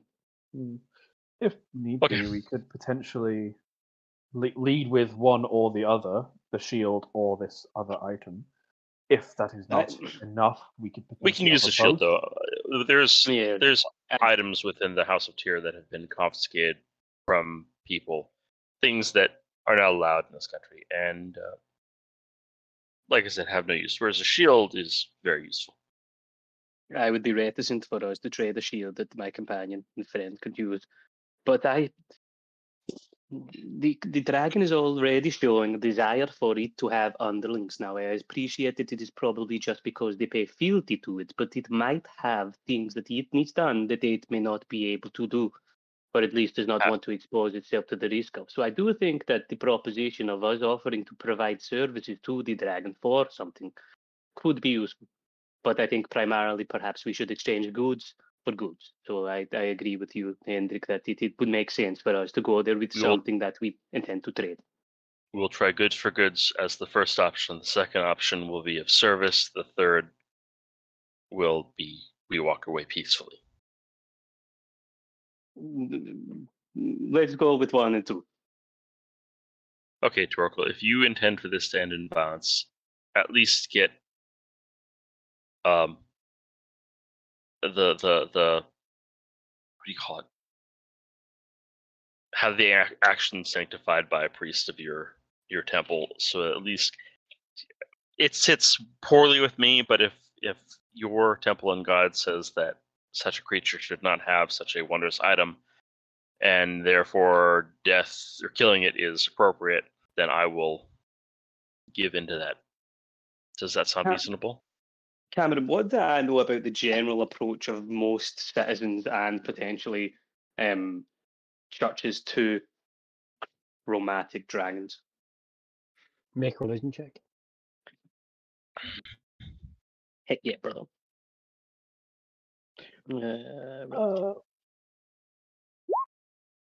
Oh, it's not by advantage. That's all right. Well, the religious point of view on chromatic dragons is that they spawn from the dark and twisted evil twin sister of Bahamut, Tiamat. They are technically his half-kin, but they do not fit within the realms of your religion at all. It's metallic dragons are seen as like protectors and omens and saints, not saints, but like they're good omens within your faith. Gold, silver, bronze, all these things. Chromatic dragons are selfish. They are guided by their own whims. They, as you've experienced yourself, they desire underlings, which is in metallic dragons do not.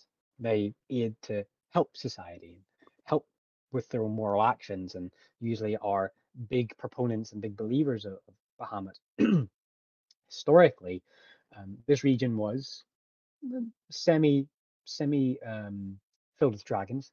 Ever since the fall, Vondare dragons have become much more common, and with that, the religion basically has the whole religion, the 12 defined figures.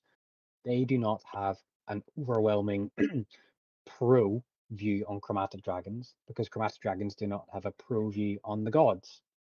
So that's the way that is. As I said, historically, there have been bounties put on for black, white, red, blue dragons. But in some cases, historically, there have been peace accords made with such powerful chromatic dragons. Most notable kind of one that historically dealt with is one of the Saint Amina tricked a great massive red dragon into a hold in Oakhart and basically got it trapped and it died of starvation, but had all the riches it wanted. So there is not a religious basically there's not religious boundary being pushed with you killing a chromatic dragon. There would be a metallic though. If you killed a metallic dragon, that's a big thing. Okay. I guess Turko, so if you require me to go and get permission or to have it sanctioned, I would be more than happy to approach the Temple of Kinos or any local Temple of Kinos and discuss with them the fact that there is a masterwork item that is not being used and is just languishing there. I would also be happy to approach Bahamut, the Temple of Bahamut, and discuss with them the fact that a chromatic dragon exists just outside the city. I may even approach the Brass Shield and discuss with them that the chromatic dragon exists. just outside the bounds of the city, because I assume that, much like any other large dangerous being, they may not want to have that languishing there for very long. But I hope that we do not have to resort to any violence. But I do not hold the same qualms that you do about potentially using force to retrieve this item. Okay. I think that we Get- have Get agreed. permission.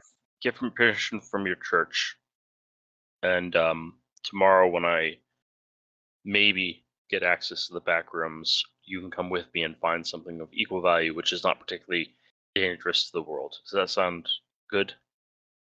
Sounds reasonable, yes. Okay. All right. Well, with that, let's take a quick 10-minute break. Sounds good.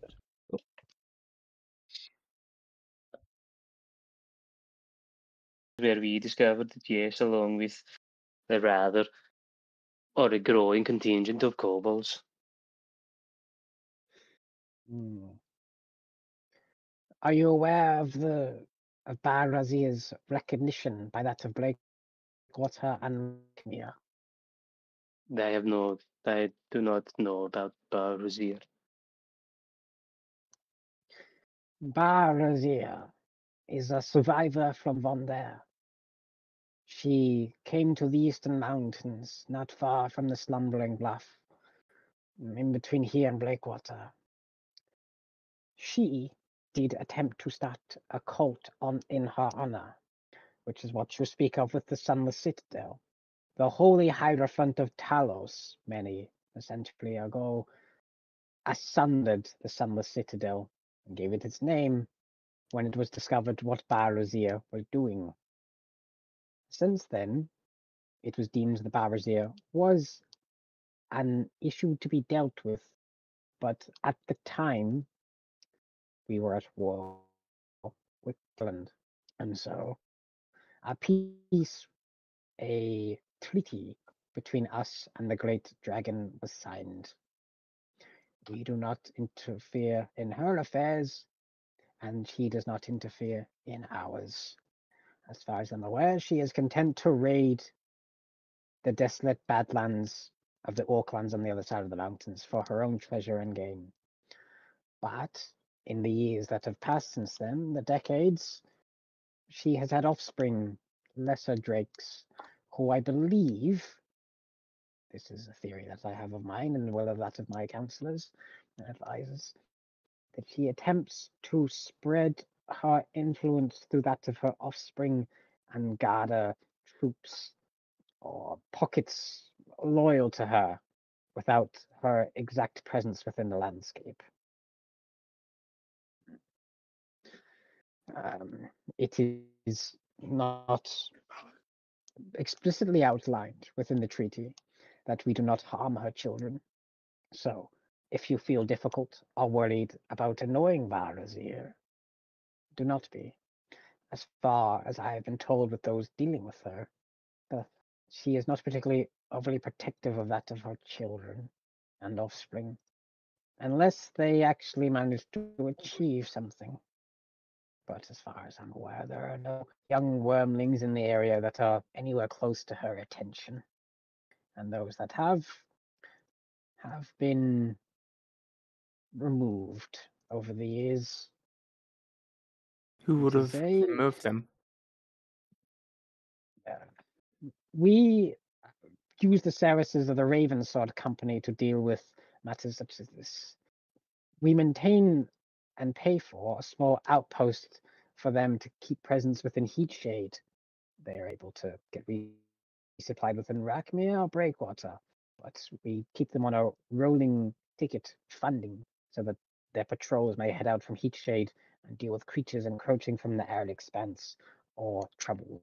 Do they hold records, perhaps? I am unaware of their exact orders of organization and record keeping, but I would say yes. And is the public allowed to at least visit their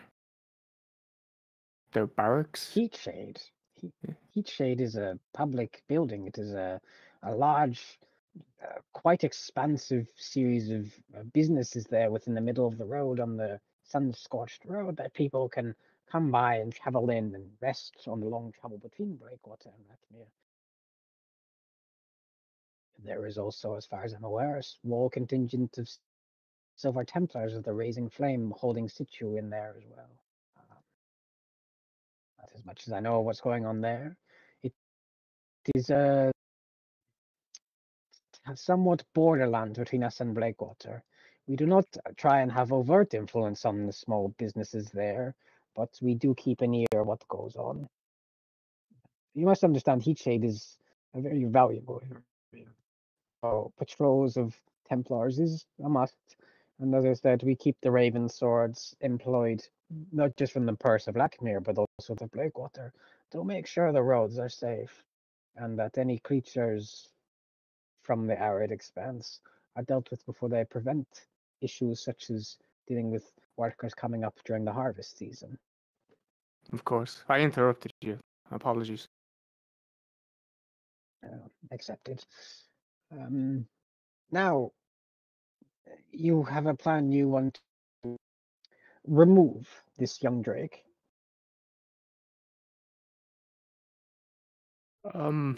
Perhaps initial plans weren't to charge in. Torkel? Yeah, we are home to differing opinions in relation to this Drake. I don't think that we are universally agreed that violence is something we would like to enact on it, but with the revelation that it is potentially here to do some questionable activities or potentially to promulgate some cult-like status, it may open up a wider discretion to chase Drake from the Sunless Citadel. But initially we wanted to recover a very specific item. I thought it would be prudent for us to discuss with the city how it feels with there being such a Drake not too far from its borders, and I suppose not too far north of Heathfield as well. Well, in official capacity, nor I, or that of Blakewater's, God rest his soul, our zealot, made known or made a provocation to that of Bar Razir and targeting her young. It is not the business of Templars, so that would be breaking the agreement we had with Bar Razir of non-aggression. So it is not Templar business. The Ravensword Company, they are a mercenary, and so do not have to abide to the same treaty agreements. They are able to go in if they are paid to do so, but they understand the great risks. And Barazil is an intelligent creature, and she knows that the Ravensword Mercenary Company are at the hand of myself and at the Blakewater's ruling council for the moment. So it would look as directed services by that of the leadership of these two towns to seek out Harion. And again, we wish to avoid that. But for freelance parties such as yourself, you have no connection to I. So I will not say that this is supported action, but also not that it is one to be avoided. Do you catch my meaning, you two? Subtext is understood. I believe I get the difficult position that you find yourself in relation to this wormling. Yes. Jewelstone Jackal herself is a very powerful creature, and that can make our lives very difficult if we enrage her. It is just so fruitful that the opportunities for plunder and destruction are so ready on the other side of the mountains that keeps her engaged. But should she find a reason to turn her attention back west, that would create a lot of issues.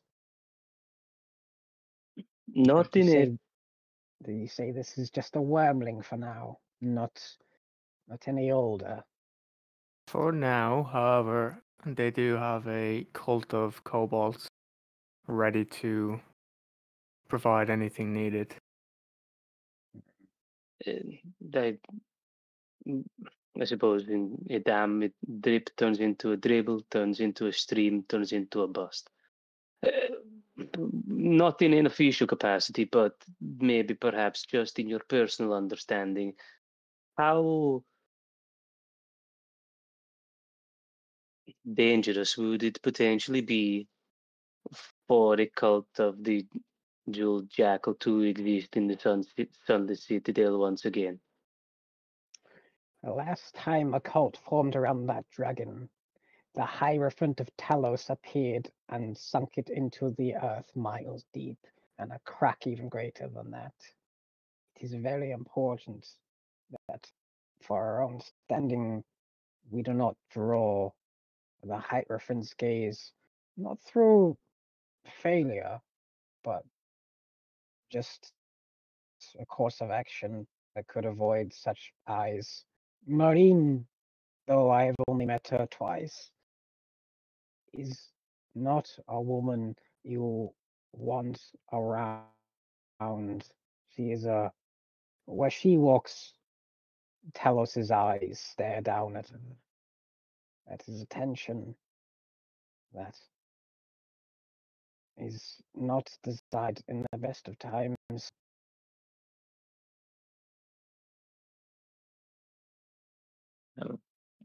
This is sorry. Can I get her name again? Marine, the survivor, she is Hierophant to Talos.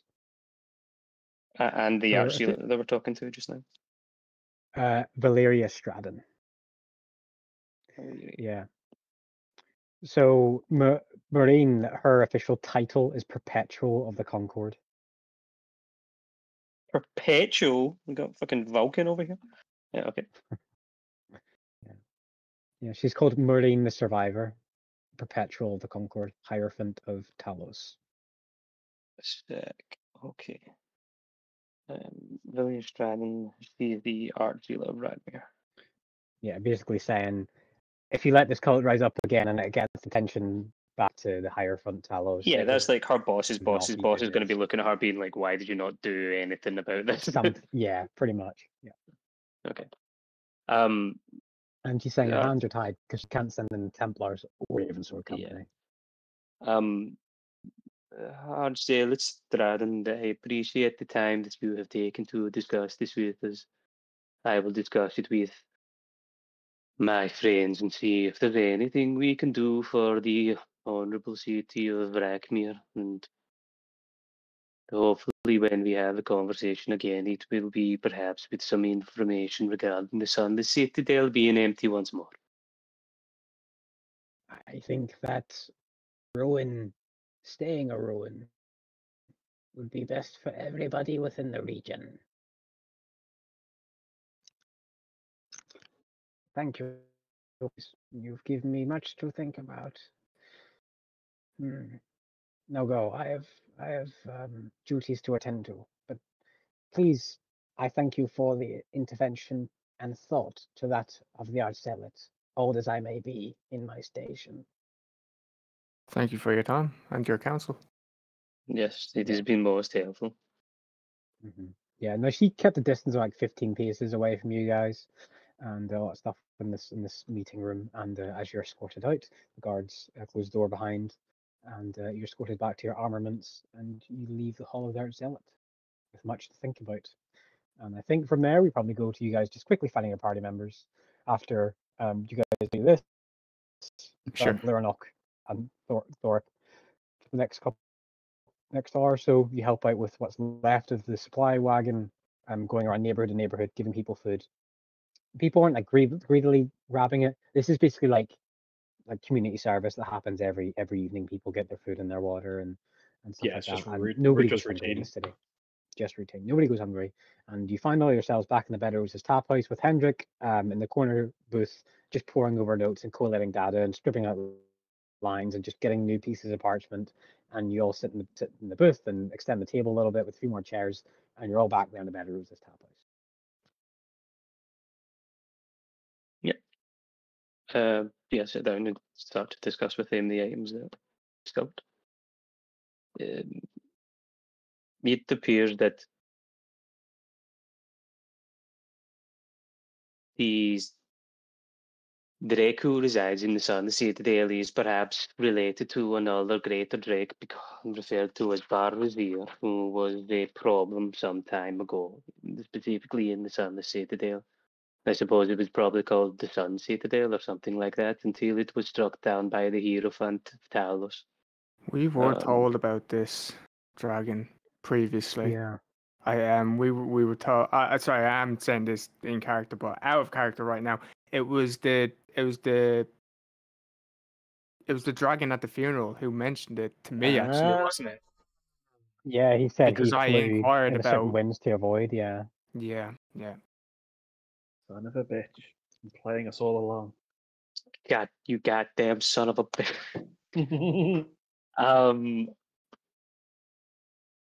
So, with that being the case, and having discussed this with the Archzealot, she finds herself in a position. Whoa! How many people are in here? This is a common room. Yeah. Whoa! I mean, if this is a private discussion, it should probably happen in the rooms, I imagine. Torko I goes imagine. from I outside imagine. voice. Yeah, I imagine Torko just. Stocko's in the middle of speaking, and he goes, "Ah!" It's at that moment that you see Hendrik smile for the first time in the entire time you've known him. No as he way. gets up and wobbles and then walks to the back room. Yeah. I'll follow after Hendrik. I suddenly have a desire to go to bed. Inside check. I am so sleepy. Sleepy is what I am. Yeah. Oh, the jet lag. What's a jet? It's a type of stone. Fuck's sake! Oh my god, Walt! Fucking, I so walked into that one. Well played. Yeah. So once we have reconvened inside our private abode, I'll continue. Yeah. I just know Cameron's the type of DM who will put hypothetically, let's say, two ballista around the corner, so I don't want there to be anybody to overhear us. Never Actually, gonna it's live 3 that down. catapults. Never. Yeah. So after our discussion with the Archzealot, it appears that they are aware of the increase of chromatic blue dragons existing within the Concord who are generating some notice from their attempts to promulgate potentially cults for themselves, but furthermore for Barzir. She cannot directly assess this or address this issue because it is not something she can send the Silver Templars in for, as this would lead to some kind of issue if Barzir were to realize that. Furthermore, because they continuously use the Ravensword Company, there is not enough separation for her to feel comfortable in enacting a bounty with them. So it appears fortuitously that we could be helping the Concord as well as the city of Rakmir and potentially the guest house, the guest house of Heatshed by addressing these blue drag directly. The only issue I have with this is that I'm not necessarily sure that we are in the position where we can bring strength of arms against the Drake if needed. And I will probably concur with our friend Lyrianok that whilst the Blue Drake may be enacting some kind of underhanded attempt to destabilize the region, the kobolds should not suffer from it directly. It's probably something we want to discuss here and now before we attempt to go and recover this breastplate, because we could ostensibly do two birds, not two drakes with one stone. Ballista. With one ballista. So you just hide it round a corner and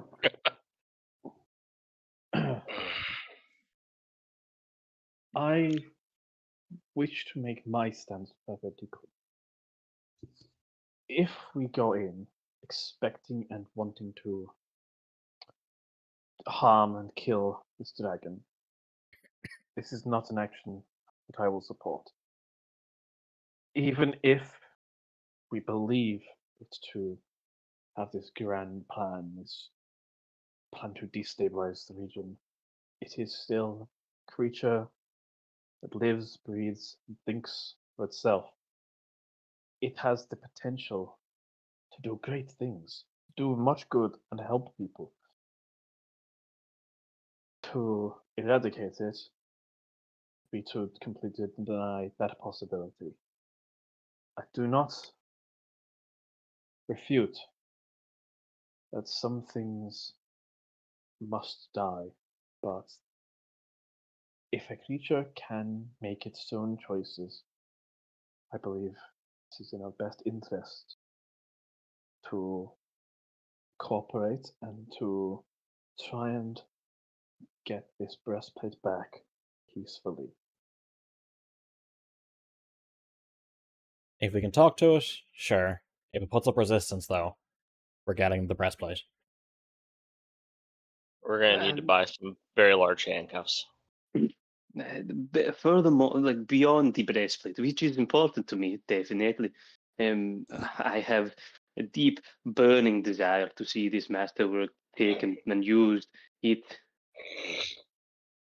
sounds beautiful, and I cannot wait to lay eyes on He's just looking off into the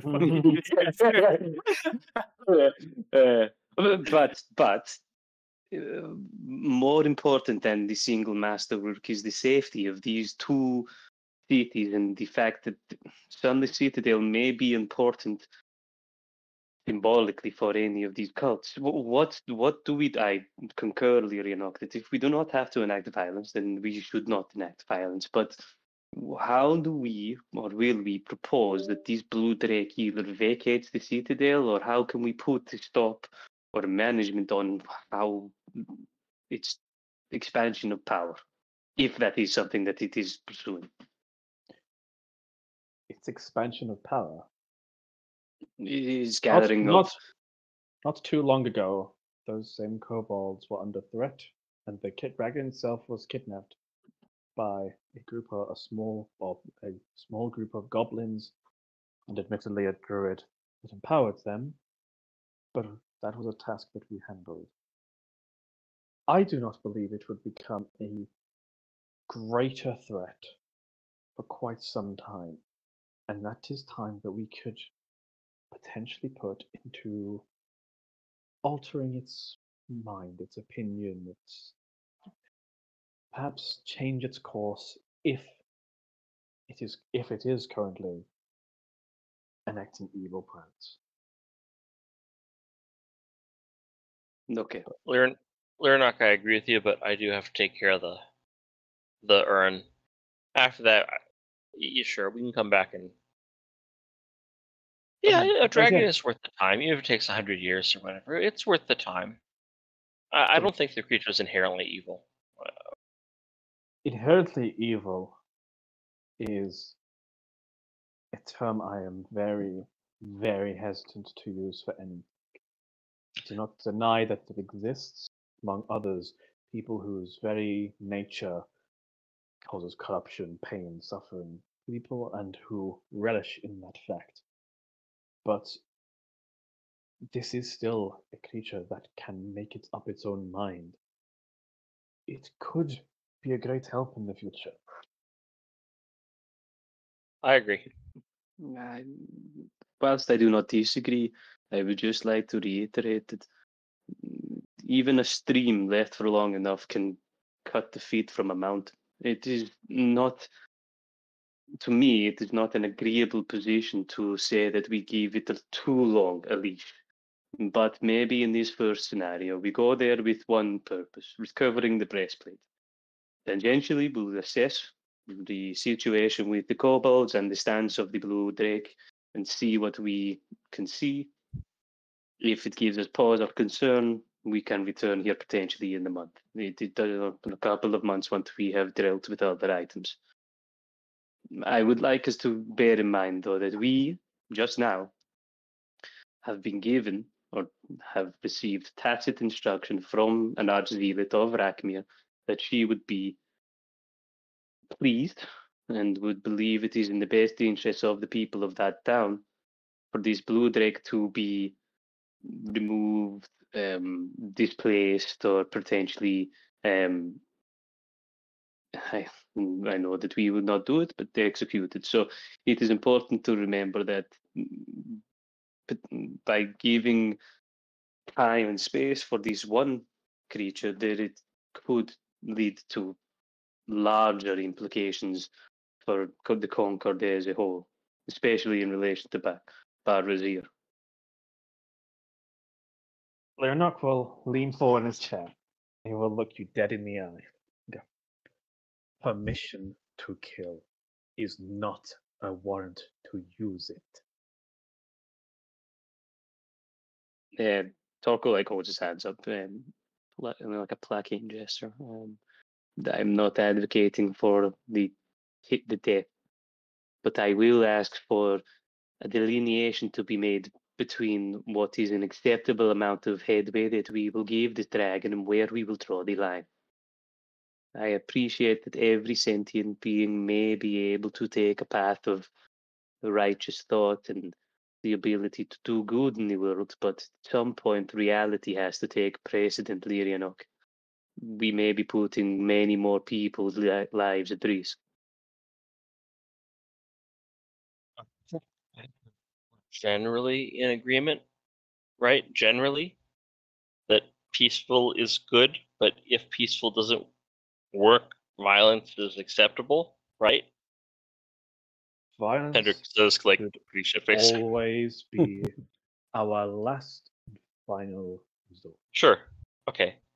So who's going to be the one who does the talking? I do not think I'm- it would be good for me to talk. I mean, he Agreed. seemed to kind of like me because of, well, dragon blood. Oh shit, that's a good point.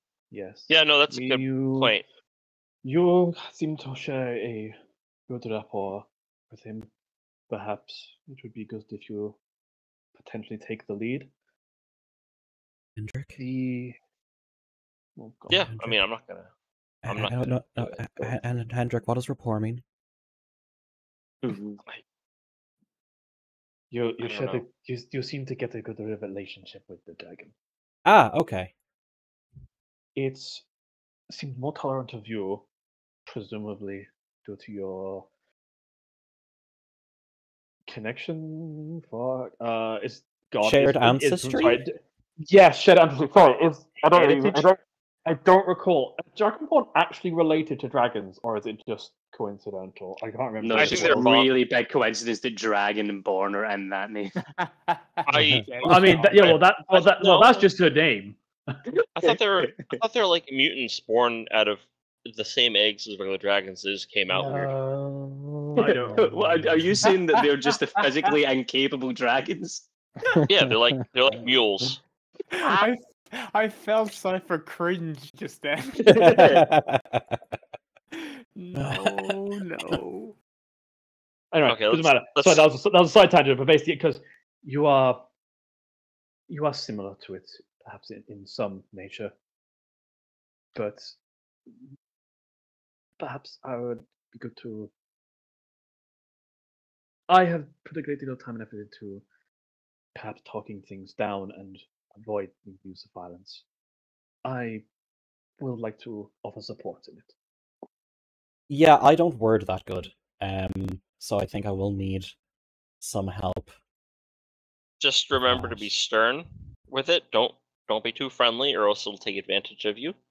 If you go in there knowing what you want to do and set down the law, that's my advice. Okay. This conversation is like happening in the room, right? I think Hendrik's Yeah. just gonna lay down the Yeah. bed. Yeah. So, Hendrik's gonna go to bed. so what law do I lay down? Or not lay down? We will come to that later, but There's still a great deal that needs to happen before then. I have a possible plan A part 2 that could be a situational thing if the opportunity arises. Obviously, I'm not a fan of stealing. However, I feel like the item in question wouldn't be me stealing from the dragon because it itself was stolen. But if the talk is enough to distract, and I happen to spot the breastplate, there's the possibility that we could get in and out without a realization of the breastplate being gone. I would like to avoid it, but I certainly prefer that method than a violent means of taking it. Perhaps if we spot the breastplate and talks seem to break down, that could be a possibility then. Perhaps, and it could be that if you were to sneak away, we would be able to end if hostilities do become inevitable, then we could create a fighting distraction for you to remove the breastplate, and then we could then flee with our objective still reached. We could try. Question, Cypher. Go ahead. This is full plate, yeah? No, it's just a breastplate. Oh, it's just a breastplate? Is it heavy armor? Yeah. No, it's medium.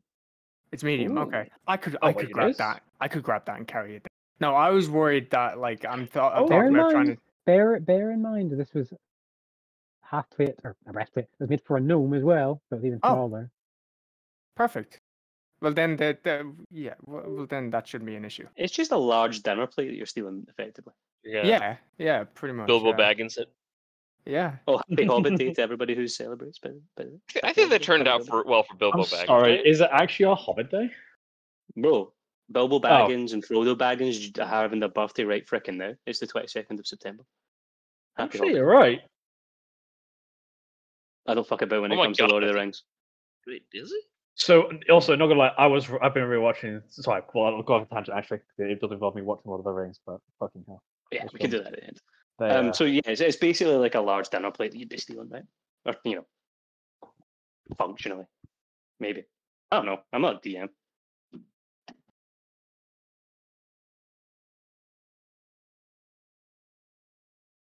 Okay. Out of character, it sounds like we have a general yeah, plan is generous, but a list of objectives and we got like 20% of the plan. possible approaches. Yeah. Yeah. I think the This is- characters are agreed that violence of any sort is a last resort, and whilst not necessarily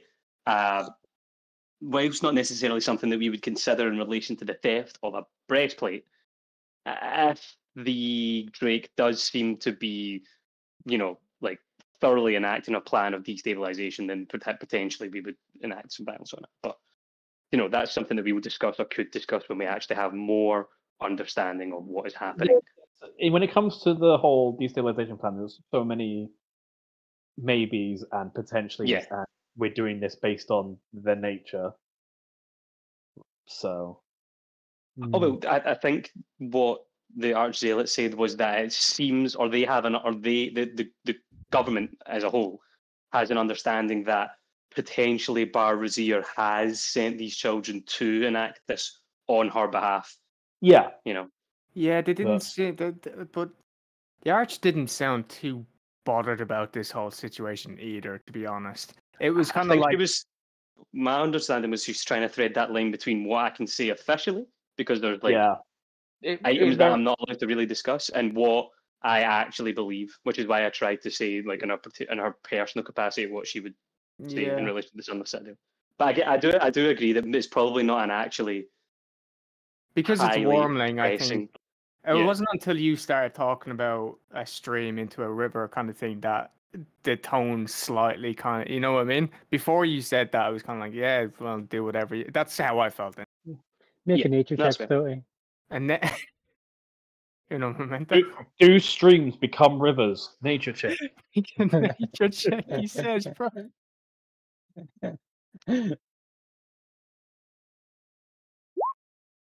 Ooh. There you go. 19. All I'm going to say is don't go chasing waterfalls.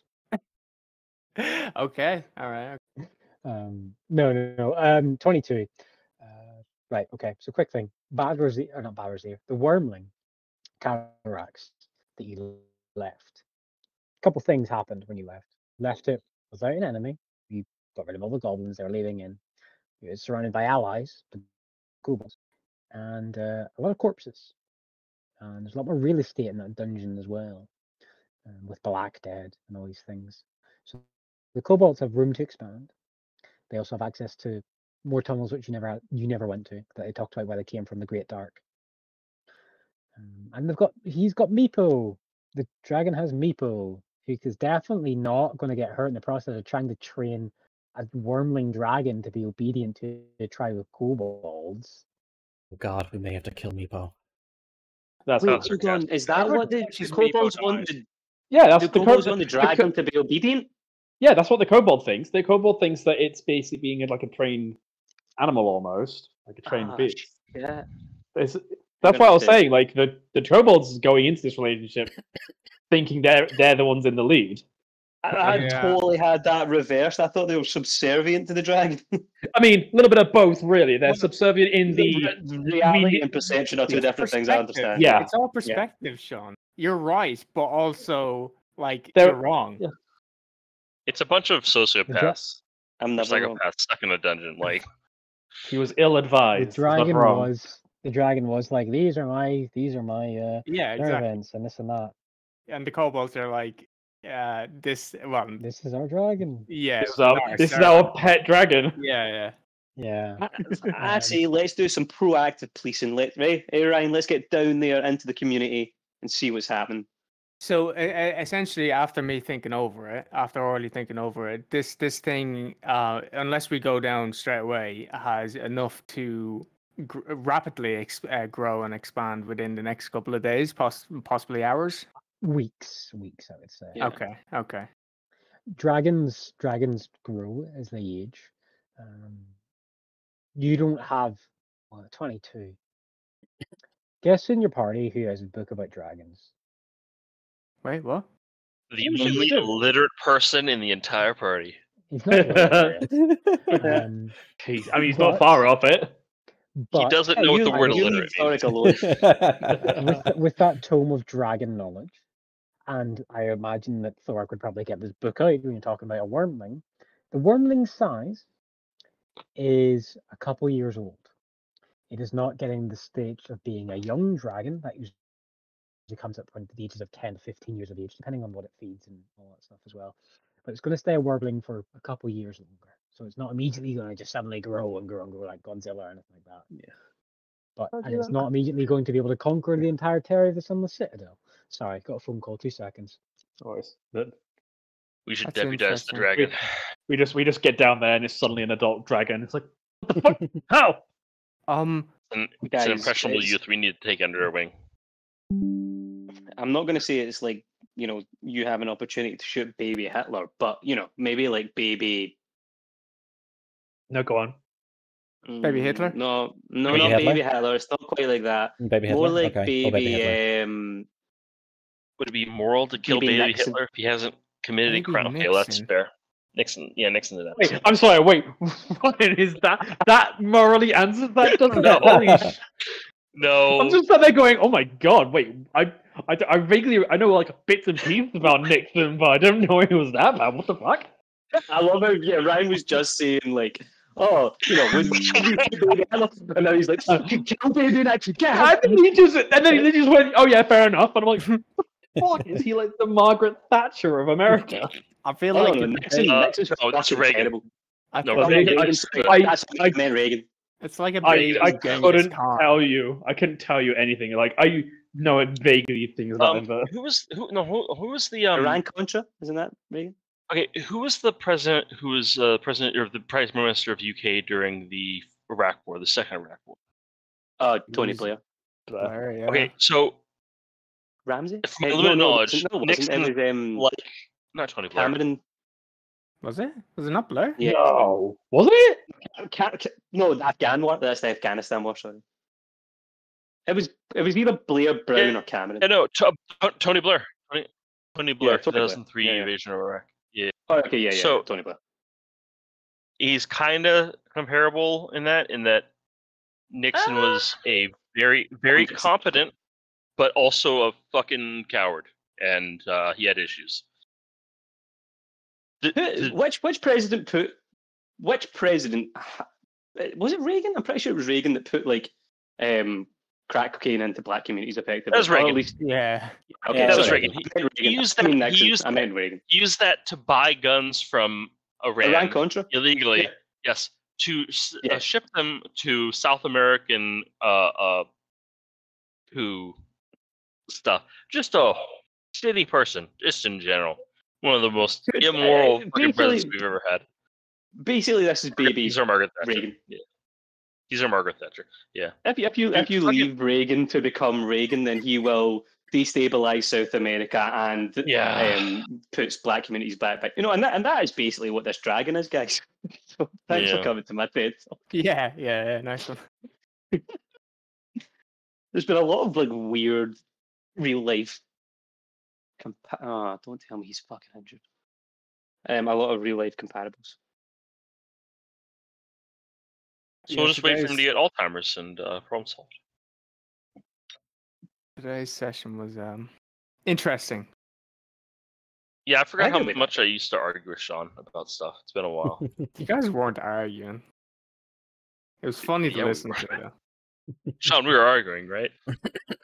I haven't got an argument so much as certainly- Enthusiastically debating. Yeah, there you go. I was gonna start. You were being educated. I I was about to start. Fucking Christ, like you are analyses. such a lawyer. It's painful. Aggressive negotiations. The conversation was getting to the point where I was going to start intentionally pulling out fallacies just to piss off Sean. Okay. That would have pissed me off too. I think in a classical sense, it was more like enlightenment. Wow, that's a it was that's a pretty big step. It was Quite a. condescending. We have achieved nirvana. We have been enlightened. Yeah. Sometimes the uninformed must be informed. Yeah. Yeah, I know. I have to fucking inform lawyers all the time. Yeah, Apologies about that, folks. That was just me checking the water again. I think we're all back in working. Is it still wet? Sorry. We're still working. It's like 8 o'clock at night. Jeez. Oh no, they finished about half an hour ago. He was just giving me a phone call to ask what the water's like in the lodge, and I said, yeah, I think it's all sorted now. Is it all clean? Because Yeah, it seems to. Oh, And we just need to run the water anyway for a few cycles and just make sure it's all flashing. But toilets are finally fill in Okay, as soon as you this flash. is what it was. It was the Socratic method. Okay. I I'll think secrete that was something. the sort of conversation Yeah. that we were having because we weren't necessarily saying, "Oh, that opinion is wrong." We were giving our own perspective on the subject, and then Ryan, the do you next ever read person The would give their own Republic? perspective.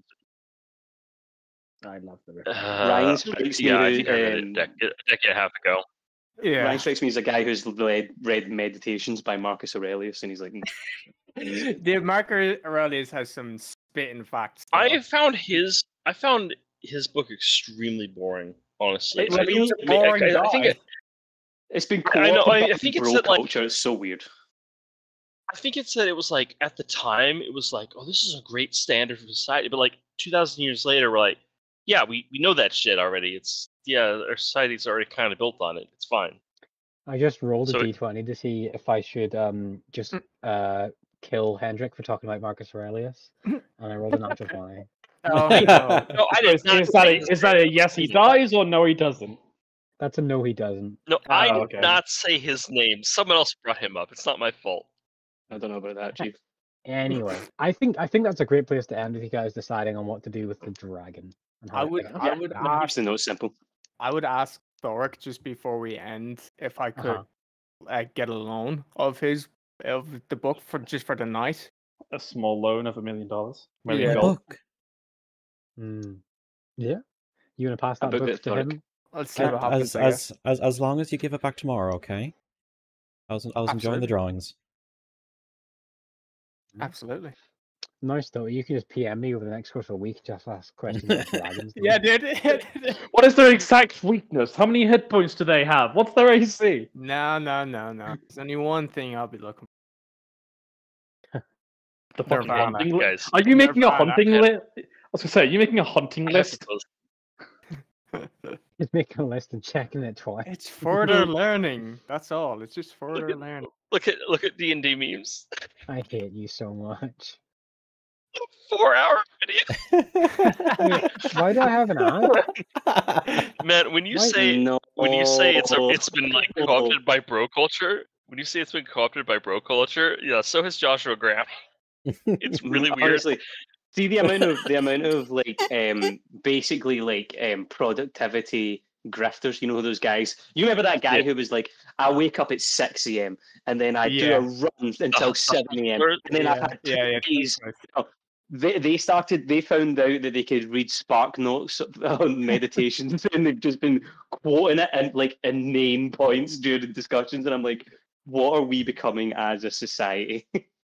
I love the gyms that have like a paragraph quotation, like all in huge font on the walls as Yeah. well. That kind of shit. It might as well just be live, laugh, love. Honestly, If Marcus Aurelius was alive in 2024, he would.